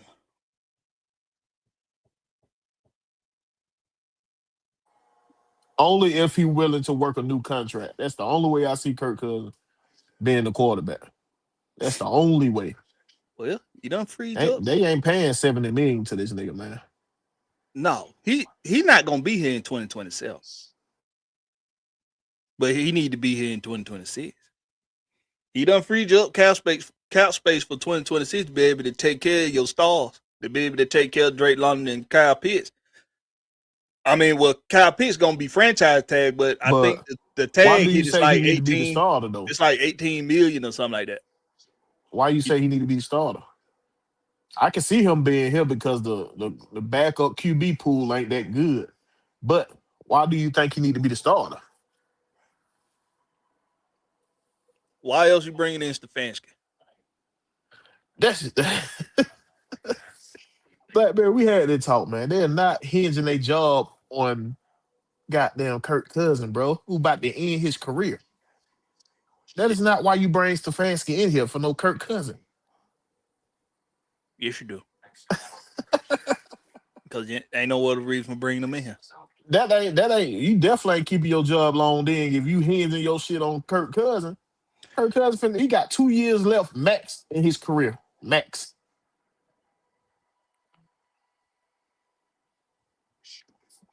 If I you hinging seen. your career Let me on tell Kirk you what I Cousins, saw. you Let me good tell and you what I fired saw. already. Let me tell you what I saw. Let me tell you why I don't think that I don't believe what you're saying. Let me tell you why. Now, he only got a couple years. Yes, I agree with you. But let me tell you why I don't agree with your sentiment on that.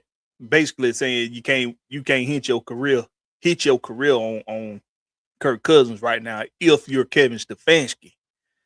You absolutely can, because a healthy Kirk Cousins has won in Atlanta more than he's lost. That's one. Two, if Hold you up, bring hold up. hold You on, wait, saying Matt no, don't, Ryan made this higher. This is what you said. You said Matt don't Ryan cut, made the don't, Stefanski higher. don't, Hold on. We no, got to explain no, to the no, no, people no, no. correctly. We got See, to explain to the people correctly. every time you know I'm getting ready to make a good ass point, you want to cut me Oh my off. God. Go ahead, bro. Go ahead. Every time now, that's why I said that's how I know when I'm winning some a conversation. That's how I know when I'm winning. But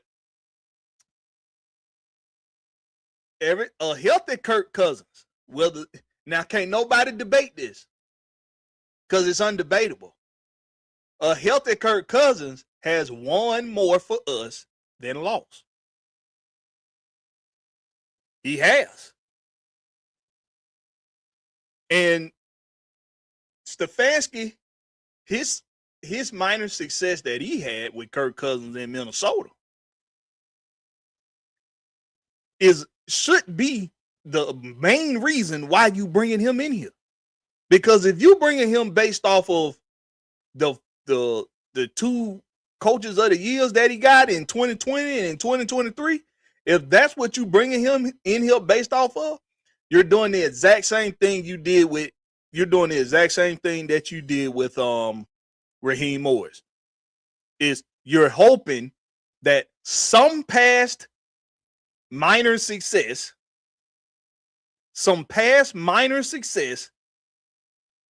is all that you need to get you over this proverbial hump. You're doing the exact same thing you did with Raheem Morris. The only thing you can convince me with for this being a good hire is the chemistry, like Mucho said right here. The chemistry that he got with Kirk Cousins. They both know what to expect from one another. Kirk already know what kind of offense gonna be put together with Stefanski. He gonna know how to run it. Stefanski already know what Kirk gonna give him. And then you got all this uber talent around. Now think about it in Minnesota. Justin Jefferson wasn't there yet. Your number one and number two, your 1A and 1B receivers was Stephon Diggs and Adam Thielen. And you had Dalvin Cook in the backfield. And that offensive line wasn't even that good. But look at what you got here in Atlanta. Now, no slight to Thielen and Diggs, but they ain't no Drake London. Now one of them. And I like Diggs, but Diggs will give you something in one game and disappear the next. He'll give you something in a game. He gonna disappear for 2, 3, 4 games. And if you get a primetime game with him, then he just might give you a show. If he ain't got the spotlight on him, Diggs don't show up. Drake London show up no matter what.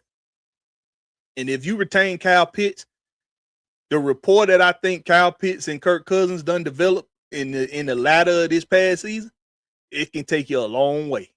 And that's a lot coming from me. Because y'all know I'm ready to trade. I was ready to trade the motherfucker. So you got Bijan Robinson for sure. And you might have Tyler Algier coming back. You brought in a Hall of Fame offensive line coach, even though you didn't need him. But you still got this very solid offensive line. The camaraderie that they have together as a personnel already, and then you bring in somebody that's already got chemistry with Kirk Cousins. You telling me that ain't a selling point? Or why you bringing that coach? Because that other shit y'all talking about. Oh, Blakberry, you know, it's not his fault he had a trash organization in Cleveland.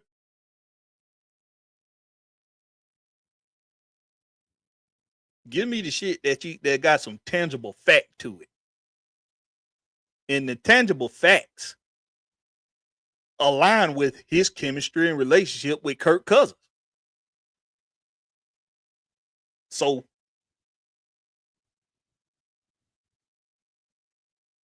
if Kirk Cousins waive his no trade clause and they trade that man,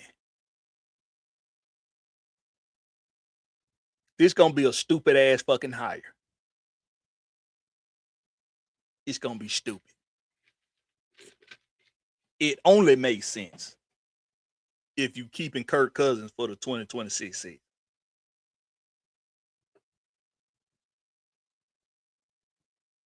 What y'all talking about? ATL 251 say Coach Ski. What are we giving him nicknames already? Okay. Every time y'all give somebody a nickname down here before they prove some shit. Too early for nickname. Come on with the nicknames, ATL 251. It's too early for that. Coach Ski development of Kirk is the only thing on his resume that looked decent. That's why he was hired. I agree. He didn't win no Coach of the Year with Kirk. No, but Kirk had a Pro Bowl, his first He Pro ain't Bowl year win in no Minnesota Coach in of the Year 2019. with Kirk. That ain't the only thing on his resume. You can't say that. That ain't the only thing on his resume. That's that man's opinion, Will. That's false. That ain't That's false. He and said, this my opinion. My opinion saying he's false. He With that said, statement. he said his development of Kirk is the only thing on his resume that looked decent to him. Well, he didn't say that to him part, but What I'm he say putting to it in him? there I'm for him. about to say I'm looking at it. What he say I to put him? it in there for him because I know what he meant. I would have been quiet. That was a statement right there. That I wasn't know an what he opinion. meant. That was I a know what he statement. meant. I know what he meant. So I put it in there for him. Leo say Raheem Morris couldn't coach any young man to go.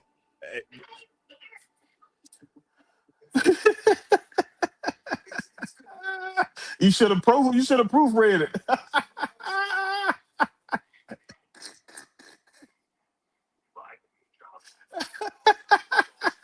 This nigga here, boy.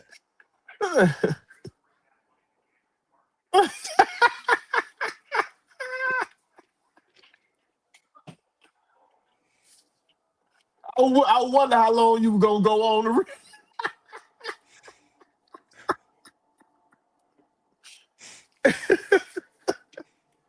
You know you got to proofread that nigga, man. You can't trust that man.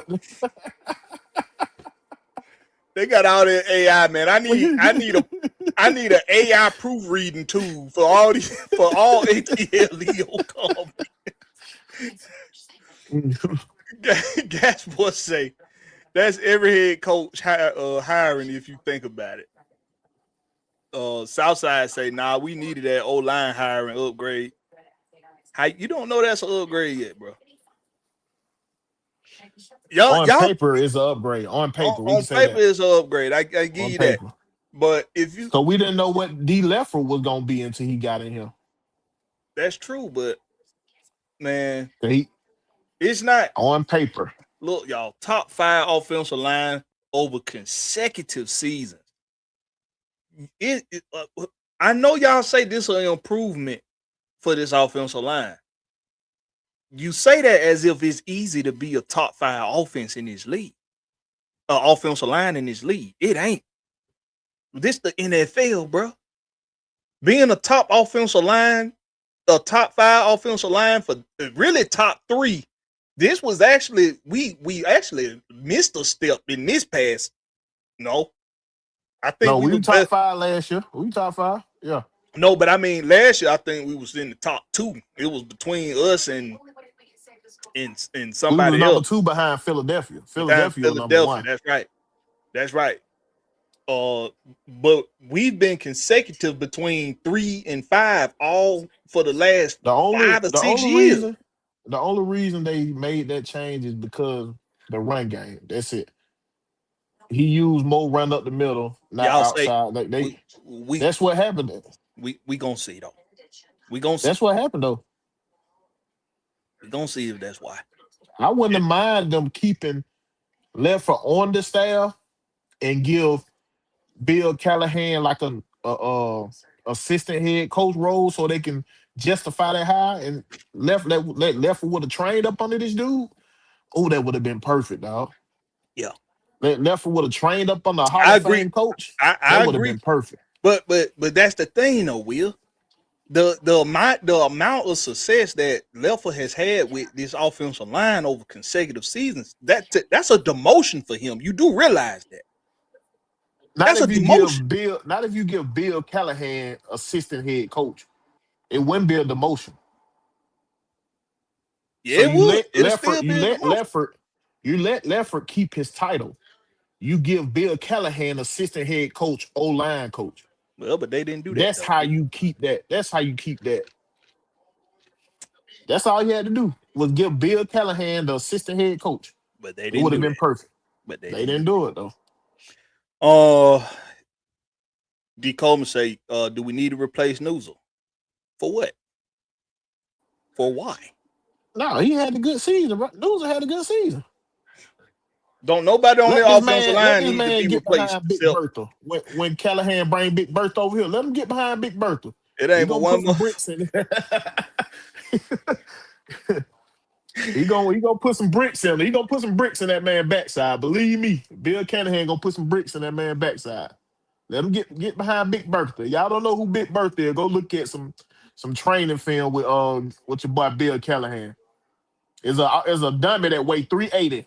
He got a dummy that weigh 380. And you got to hit it at the right precise point, or you ain't moving that bitch nowhere. You gonna bring 330, Big Bertha over here. 330 say Coach of the Year is an Associated Press award, correct? Oh, what the? Oh, oh, okay. Only when they're dealing with Atlanta. When Atlanta gets somebody at Coach of the Year, right? Guess who won Coach of the Year before? Kirby Smart. So that's a what? So we downplaying that Coach of the Year award. What we doing? I'm not downplaying it, but Didn't what his name was? it's a McVay. prestigious. Did McVay win Coach of the Year before? Yes, So it's we a downplaying prestigious this. What we award. doing? It's a prestigious award to get, but he's not wrong. It is an Associated Press award. He's not wrong. But that's who gives it out, bro. Yeah. So They have the rights to vote on this along with the players. The players votes on this too.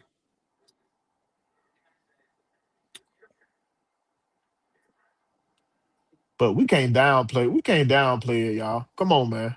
We can't downplay it. I already know 251. I got to give you. I got to give you a hard time. You already know it. I got to give you a hard time. nah, stay at it goddamn neck like a bow tie 251. Don't let up.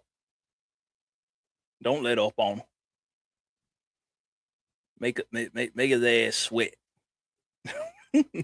John Kemp say in 2020, Baker Mayfield was a quarterback of the Cleveland Browns when Kevin Stefanski won his first coach of the year. Facts. In the 2 years before Stefanski got there, they thought Baker Mayfield was a bust. They thought He it was was a about to bust be a after that bust. year too. He was about to be a bust. Nah, that nigga was just a drunk after that. He was a drunk. He started drinking and getting his ass locked up by the police and shit. But it's and he a lot won of the pros next and one with cons. Joe Flacco. A washed up Joe Flacco, he won the next one.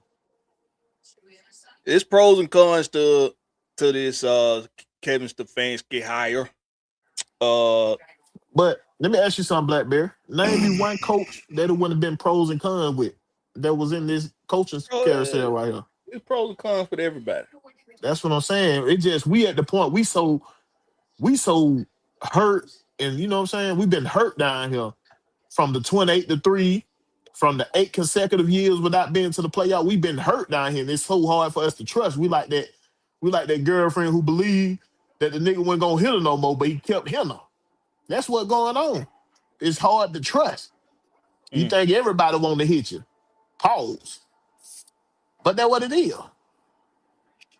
We got to find that trust again, dog. And you know what helped that, Blackberry? What that? Winning. They always tell you, winning cures everything. You start winning, watch how Atlanta start to pop off. Watch. Yeah, it's a fact. Winning is the cure for everything in sports. everything.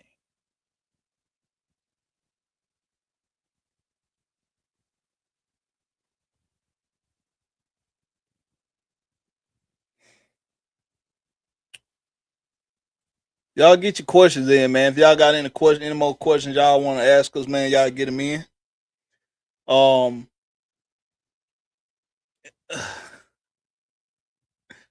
me and Southside actually agree on something. Will, would you look at there?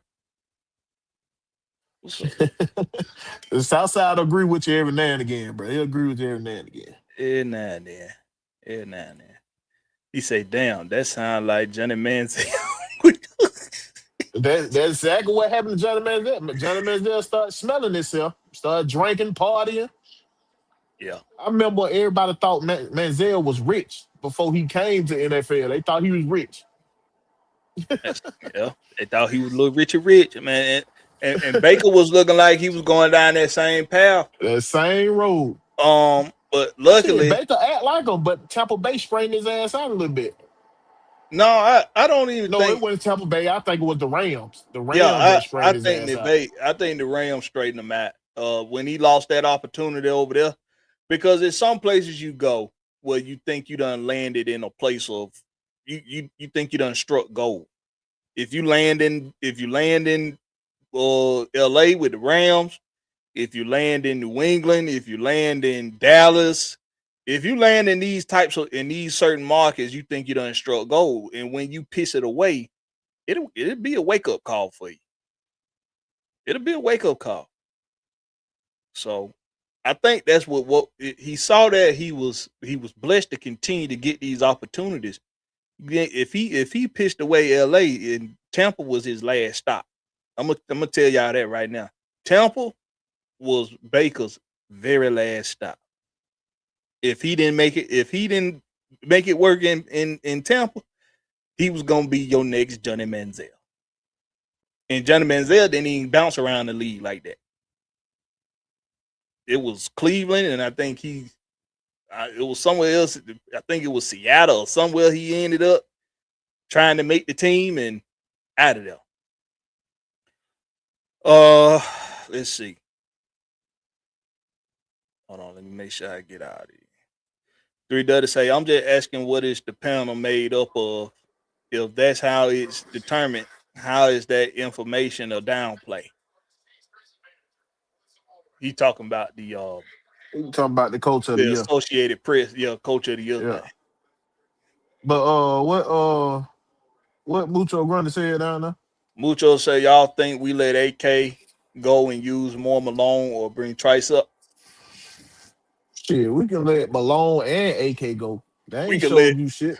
We could let Trice, Malone, AK. I ain't ready to give up on Trice yet. I give him one more year. If he hurt this year and can't make the field, then I cut his ass. At the trade deadline, his ass cut. The way I look at it, if you was dead weight when you was here with Raheem, you're dead weight after him. He was a rookie. He was his second year. He got hurt both years. Yep. But dead they didn't weight. use him last year. They didn't put him out there like that last year. Damaged goods. Goodbye. He said damaged goods. Hey man. Good. Goodbye. I want to see them folk hire some more strength and conditioning team. That's what they need to do. I need to see that. That's what I need to see. Strength and conditioning team. Mm-hmm. Yeah, it did save his career. You right. What say who career?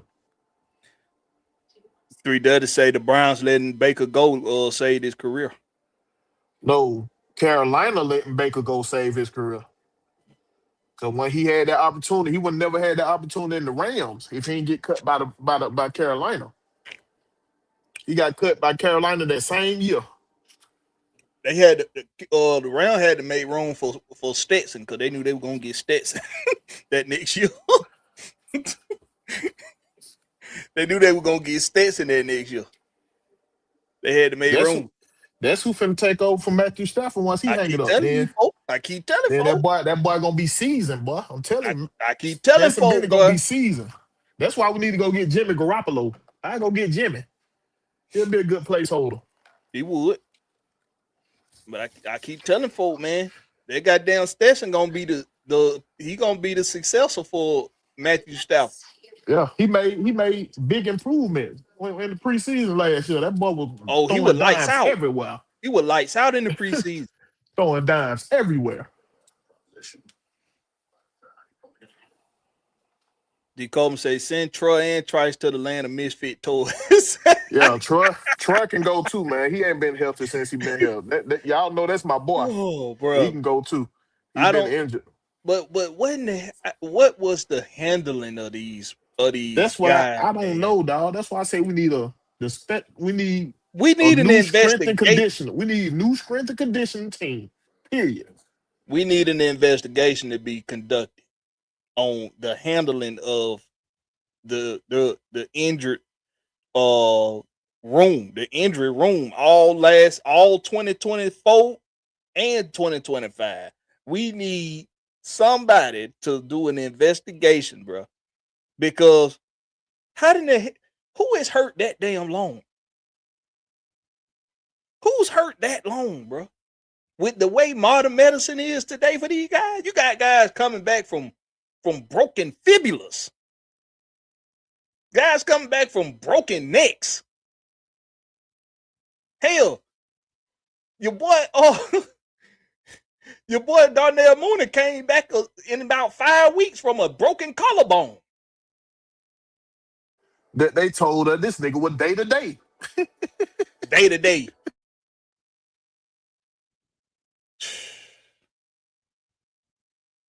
A serious investigation need to be conducted on how it was handled. And if it throw our team under the bus, we could just blame it on Raheem Morris. They'll be like, hey, we was under some bullshit ass leadership at that time. Well, that's why we got rid of his ass. Do not find us, NFL. But you know Roger Goodell, he like to make an example of the Falcons just because his successor is a part of our team. Oh, yeah, you got to be made an example But of. they won't make an example this time because they reported all the injuries. Now, if they didn't report them, then we talking a whole nother thing. Yeah, it was some janky reports, but it was reported. Yeah, they ain't got to say how severe it was. All they got to do is report it. Mucho say, bro, Malone may play every time he came in the game. Every time he came in the game? You just said the key word right there. Every time he came in the game, that's a lie. Mucho seemed to think so though. I don't remember seeing. Him make play every time he came in. He got enough playing time too. You got to take advantage of your opportunities when you know they're limited. Yeah, if he would have did what he did, we wouldn't have seen Bertrand transforming head ass out there. Mm-hmm. As much as we seen him. Oh, I didn't proofread that. Wait a minute. Let me proofread that.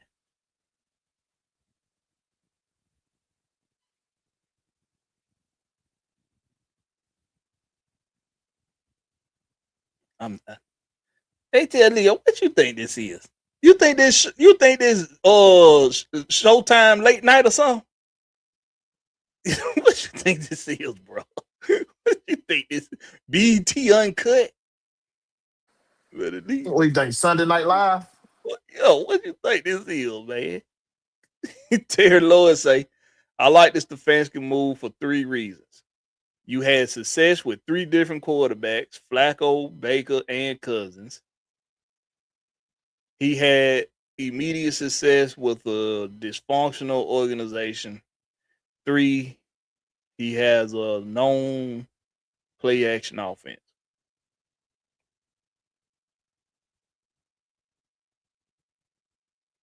All right, so. Oh, yeah, you going to see heavy play action. You definitely finna see that. Y'all, we was using play action with Kirk Cousins. I mean. At the end, though. When Yeah, Kirk Cousins started cussing his ass out, told him we ain't gonna do that goddamn pistol shit. in the latter of the season. Yeah. But you say okay, so he had success with Flacco, Baker, and Cousins. Okay, once again, this is what I tell y'all. If your level of success is enough of what you saw from him out of those quarterbacks, then that's not how I measure success. Flacco's a Super Bowl winning quarterback under another coach. That won because of him. Baker had that good he had that one good season. Oh no, he might have had no, it was just the one. He had that one good season, and then it was downhill from there. Whether that was Baker, whether or not that was on Baker or not, you're his head coach. You should be the one reeling him in when you see him doing stupid shit.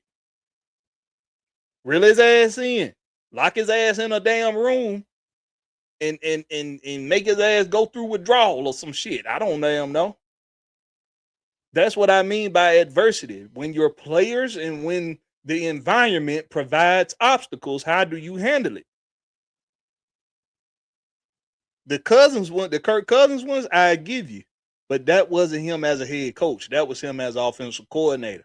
Ain't that what a lot of us talked about with Raheem Morris when we measured his levels of success of success? When we measured the levels of success that he had, he won a Super Bowl, but as a defensive coordinator. And he was on another Super Bowl staff, but as an assistant coach.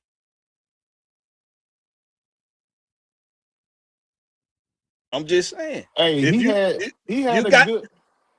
go ahead. He was having a good year in 21, but he was sacked 43 times. That man, that man was sacked 43 times.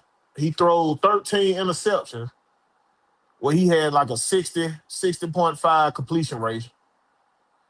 Then when you want Case Keenum had a 65.3 completion rating. So the offense was actually doing pretty good that year. They had 25, almost 2,500 yard rushing that year, and they had 3,600 yard passing that year. So the offense was doing their thing. It just Baker Mayfield would get sacked and he would turn the ball over late in that year or whatever. Like I said, it just depends on what your measure of success is.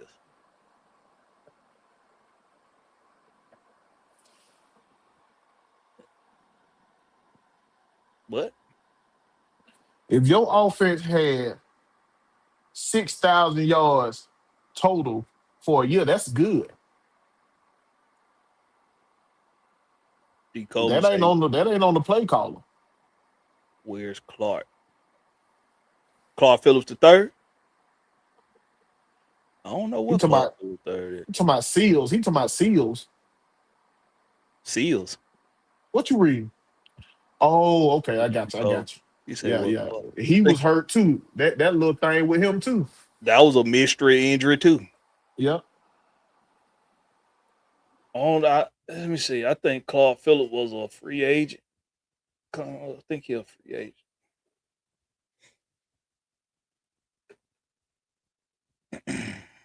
Let me see.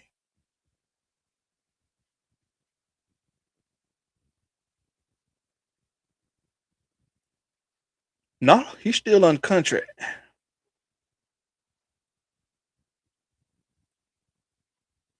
Let me make sure.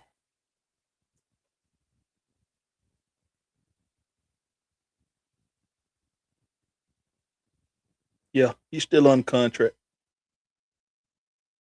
So Clark Phillips still on contract with us. That's crazy. That's crazy. Clark Phillips is scheduled to get more money than Tyler Adjell this year. Tyler ain't getting well. If somebody throw that bag at Tyler, I wouldn't blame him not one bit for going. That's why I say it gonna be how much he love Atlanta, and Atlanta gonna have to come somewhere near close to what he gonna make. They gonna have to at least give him 10, at least 10. Bro, Clark Phillips is gonna get more in 2026 than Tyler got Clark Phillips ain't finna be here. the first 2 years. They gonna cut Clark Phillips. If they cut him, let me see. If they cut him, Then where again, you they go? might like what they see on tape with him. If they cut him, they'll save 3.6. No, he definitely might be cut then. Yeah, they'll save But I would, 3.6. hey, you see that cornerback in Indiana? That boy there, to be 5'9", he physical. That boy Hey, physical, boy. hey, let me tell you, That Brent Grimes in the flesh, boy. bro. If he probably gonna go first round, but if you You can think so? land, yeah, he'll probably go first.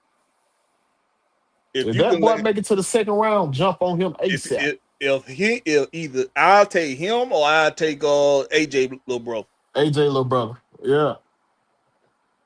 Sure would. And I really don't mind old boy in Georgia, man. He just need to turn his head around. No, Everett. Mm-mm. He just need to turn his head around. He disappeared. He disappeared too much for me. We got a player who don't turn their head around enough already on the team. We don't need another one. We don't need two of them. You right. I can't argue that. You right. Okay. We don't need two. I can't take two Terrells out there. I can't do it. Oh man.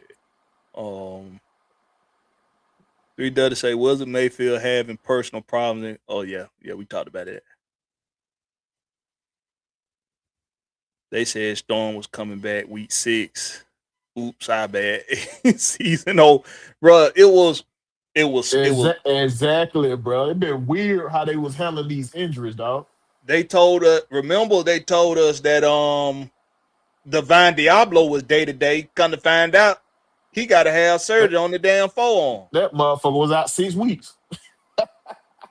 He day to day, but he out 6 weeks. Come on, bro. Like, come on, man. Told her Darnell Mooney was day to day for a broken collarbone. Now, Southside say Everett a good number 2. No, him and AJ will still be running with the receiver. The ball already gone. The ball already be gone, bro. You gotta look back for that ball, man. Everett, that boy Everett was getting on my nerve this year about that, boy. Wasn't getting their head around. Mucho He could have had so many turnovers. Yeah. He started to get around. He started to look for it later, though. Later in the season, he started to look for it. But he could have had so many turnovers, dog. Mucho say, as of January 2026, the Atlanta Falcons are undergoing significant staff changes. Ooh, excuse me, y'all. Man, damn.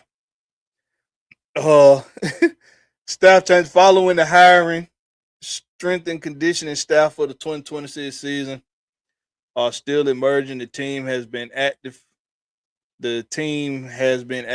restructuring its personnel and coaching department to support the new leadership. Oh, tell me that's real, boy. Don't be feeding me no bullshit, Mucho. Tell me it's real. Because them strength and condition coaches need to be fired, investigated, locked the fuck up.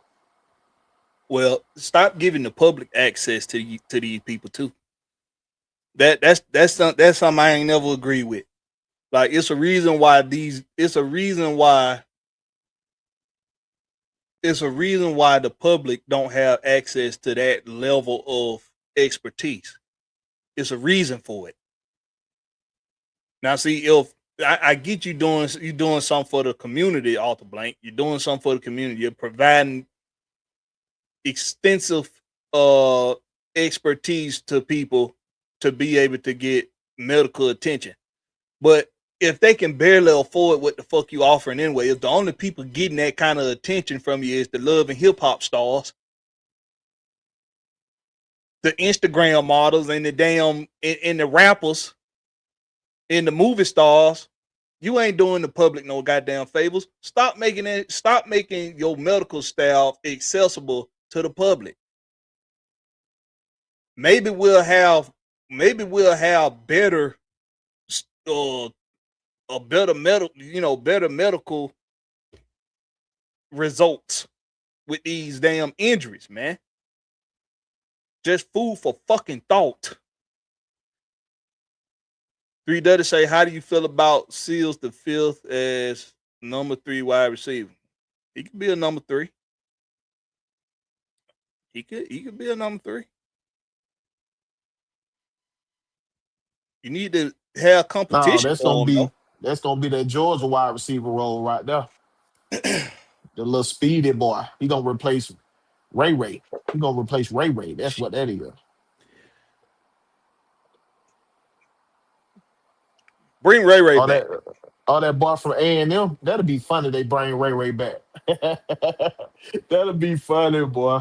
Go bring back They Ray Ray. bring Ray Ray back in here. Hey, bring him back. He was Mr. Third Down in 2024. Bring him back. Mucho say every play you already know how coaches wasn't playing, lots of other talent we had. Southside say, nah, if we keep Seals, he'll number 7 at best. Do that man like that. That's fucked up. Hold on real quick. Talk to me, Will. Let me answer my wife. Hold on. Let me see what she talking about. Where you start that? Southside. All right, Winston say, what's going on, fellas, in chat? Chat, smash that like button. Y'all heard my boy Winston. Smash that like button, man. Y'all been sitting here listening to us talk all the time. Hit that like button, bruh. What up we got? Mucho Grande say, hold on. Mucho Grande say Seals is the Brian Finneran starter kid.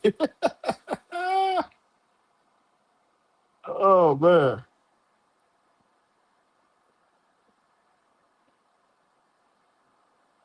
Man, I can't put him up on the stage. Blakberry the only one to put him up on the stage, y'all.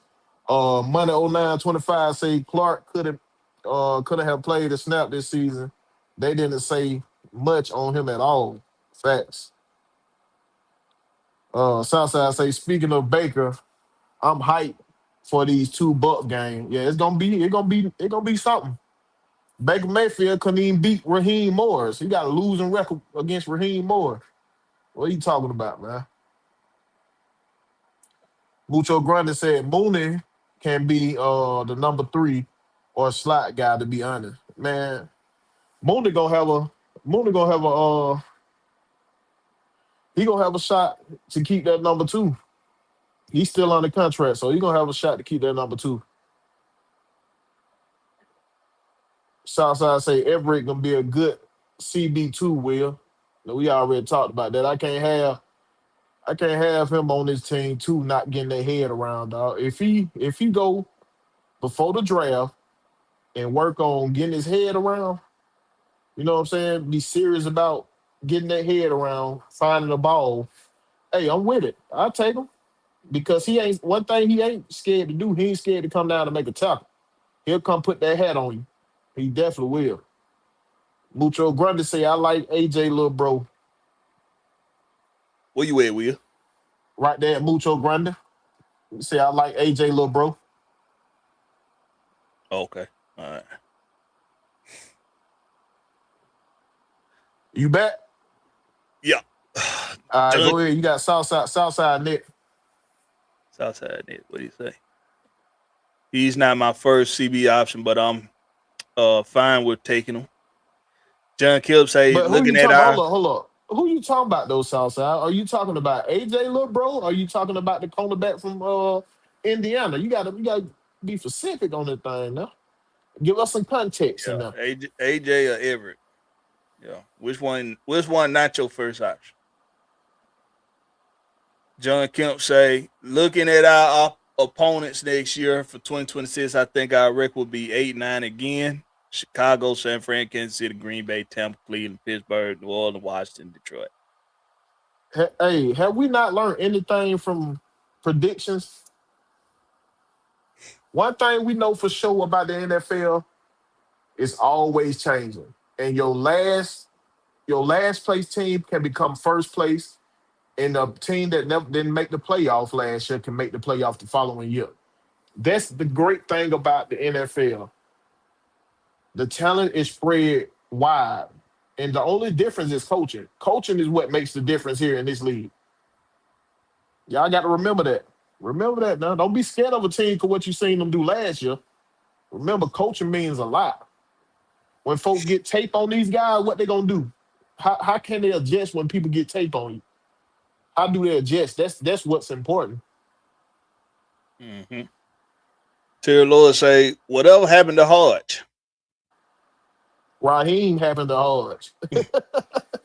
And he talked, you remember he had some disagreement with Raheem, and what happened next? He was a healthy scratch the next game. That ball was a healthy scratch. They say what 6 receivers go in front of seal the field. He was just talking shit, Daddy. He know he ain't no damn 7th receiver slot. You know Dirty was gonna come back with something, bro. You know he gonna Wow. Oh man. What's up with you, Larry, man? My guy Larry. Hey man, this my OG in the game. This my GOAT right here, bro. This my content creating GOAT right here. He say don't say that. He say we all great content creators. Fuck that shit. This my GOAT right here.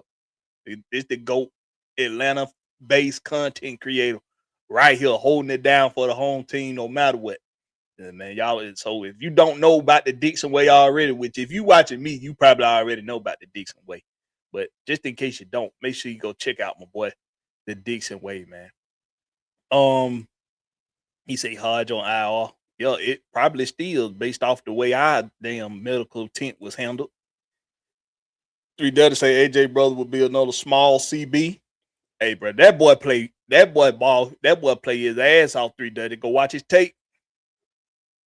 Go watch his tape. He might be better than AJ one day. Go watch his tape. Mucho say maybe we see Chris Blair or Nash. I don't want to see now one of them.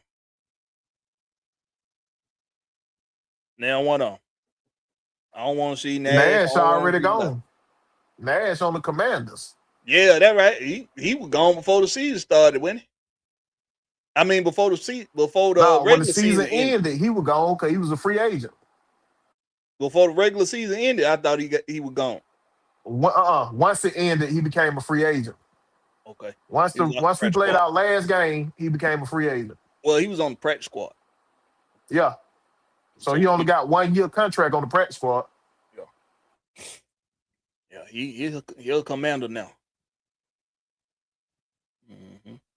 He does say Larry, that guy for real. Let's get my last words, Big Will. Let's get up out of here, man.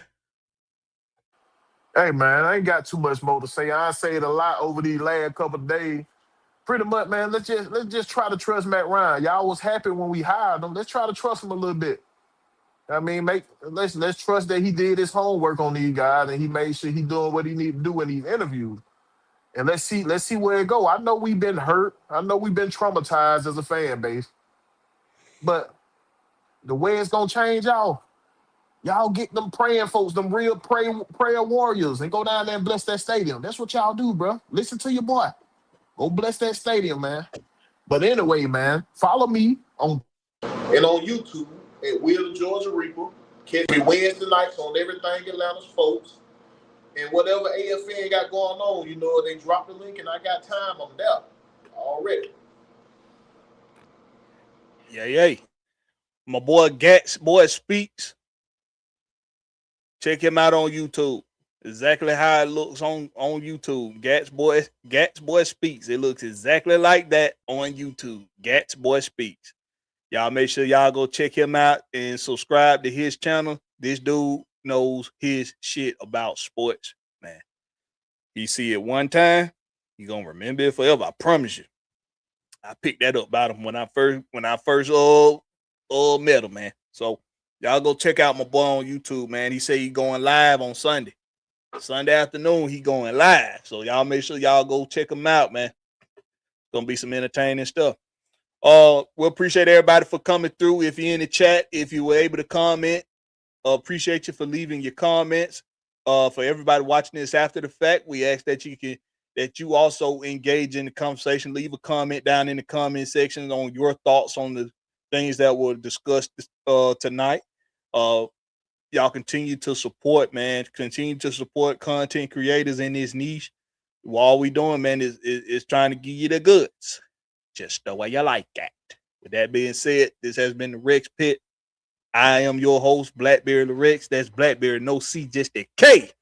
Catch us on the flip side. Shout out to Trey.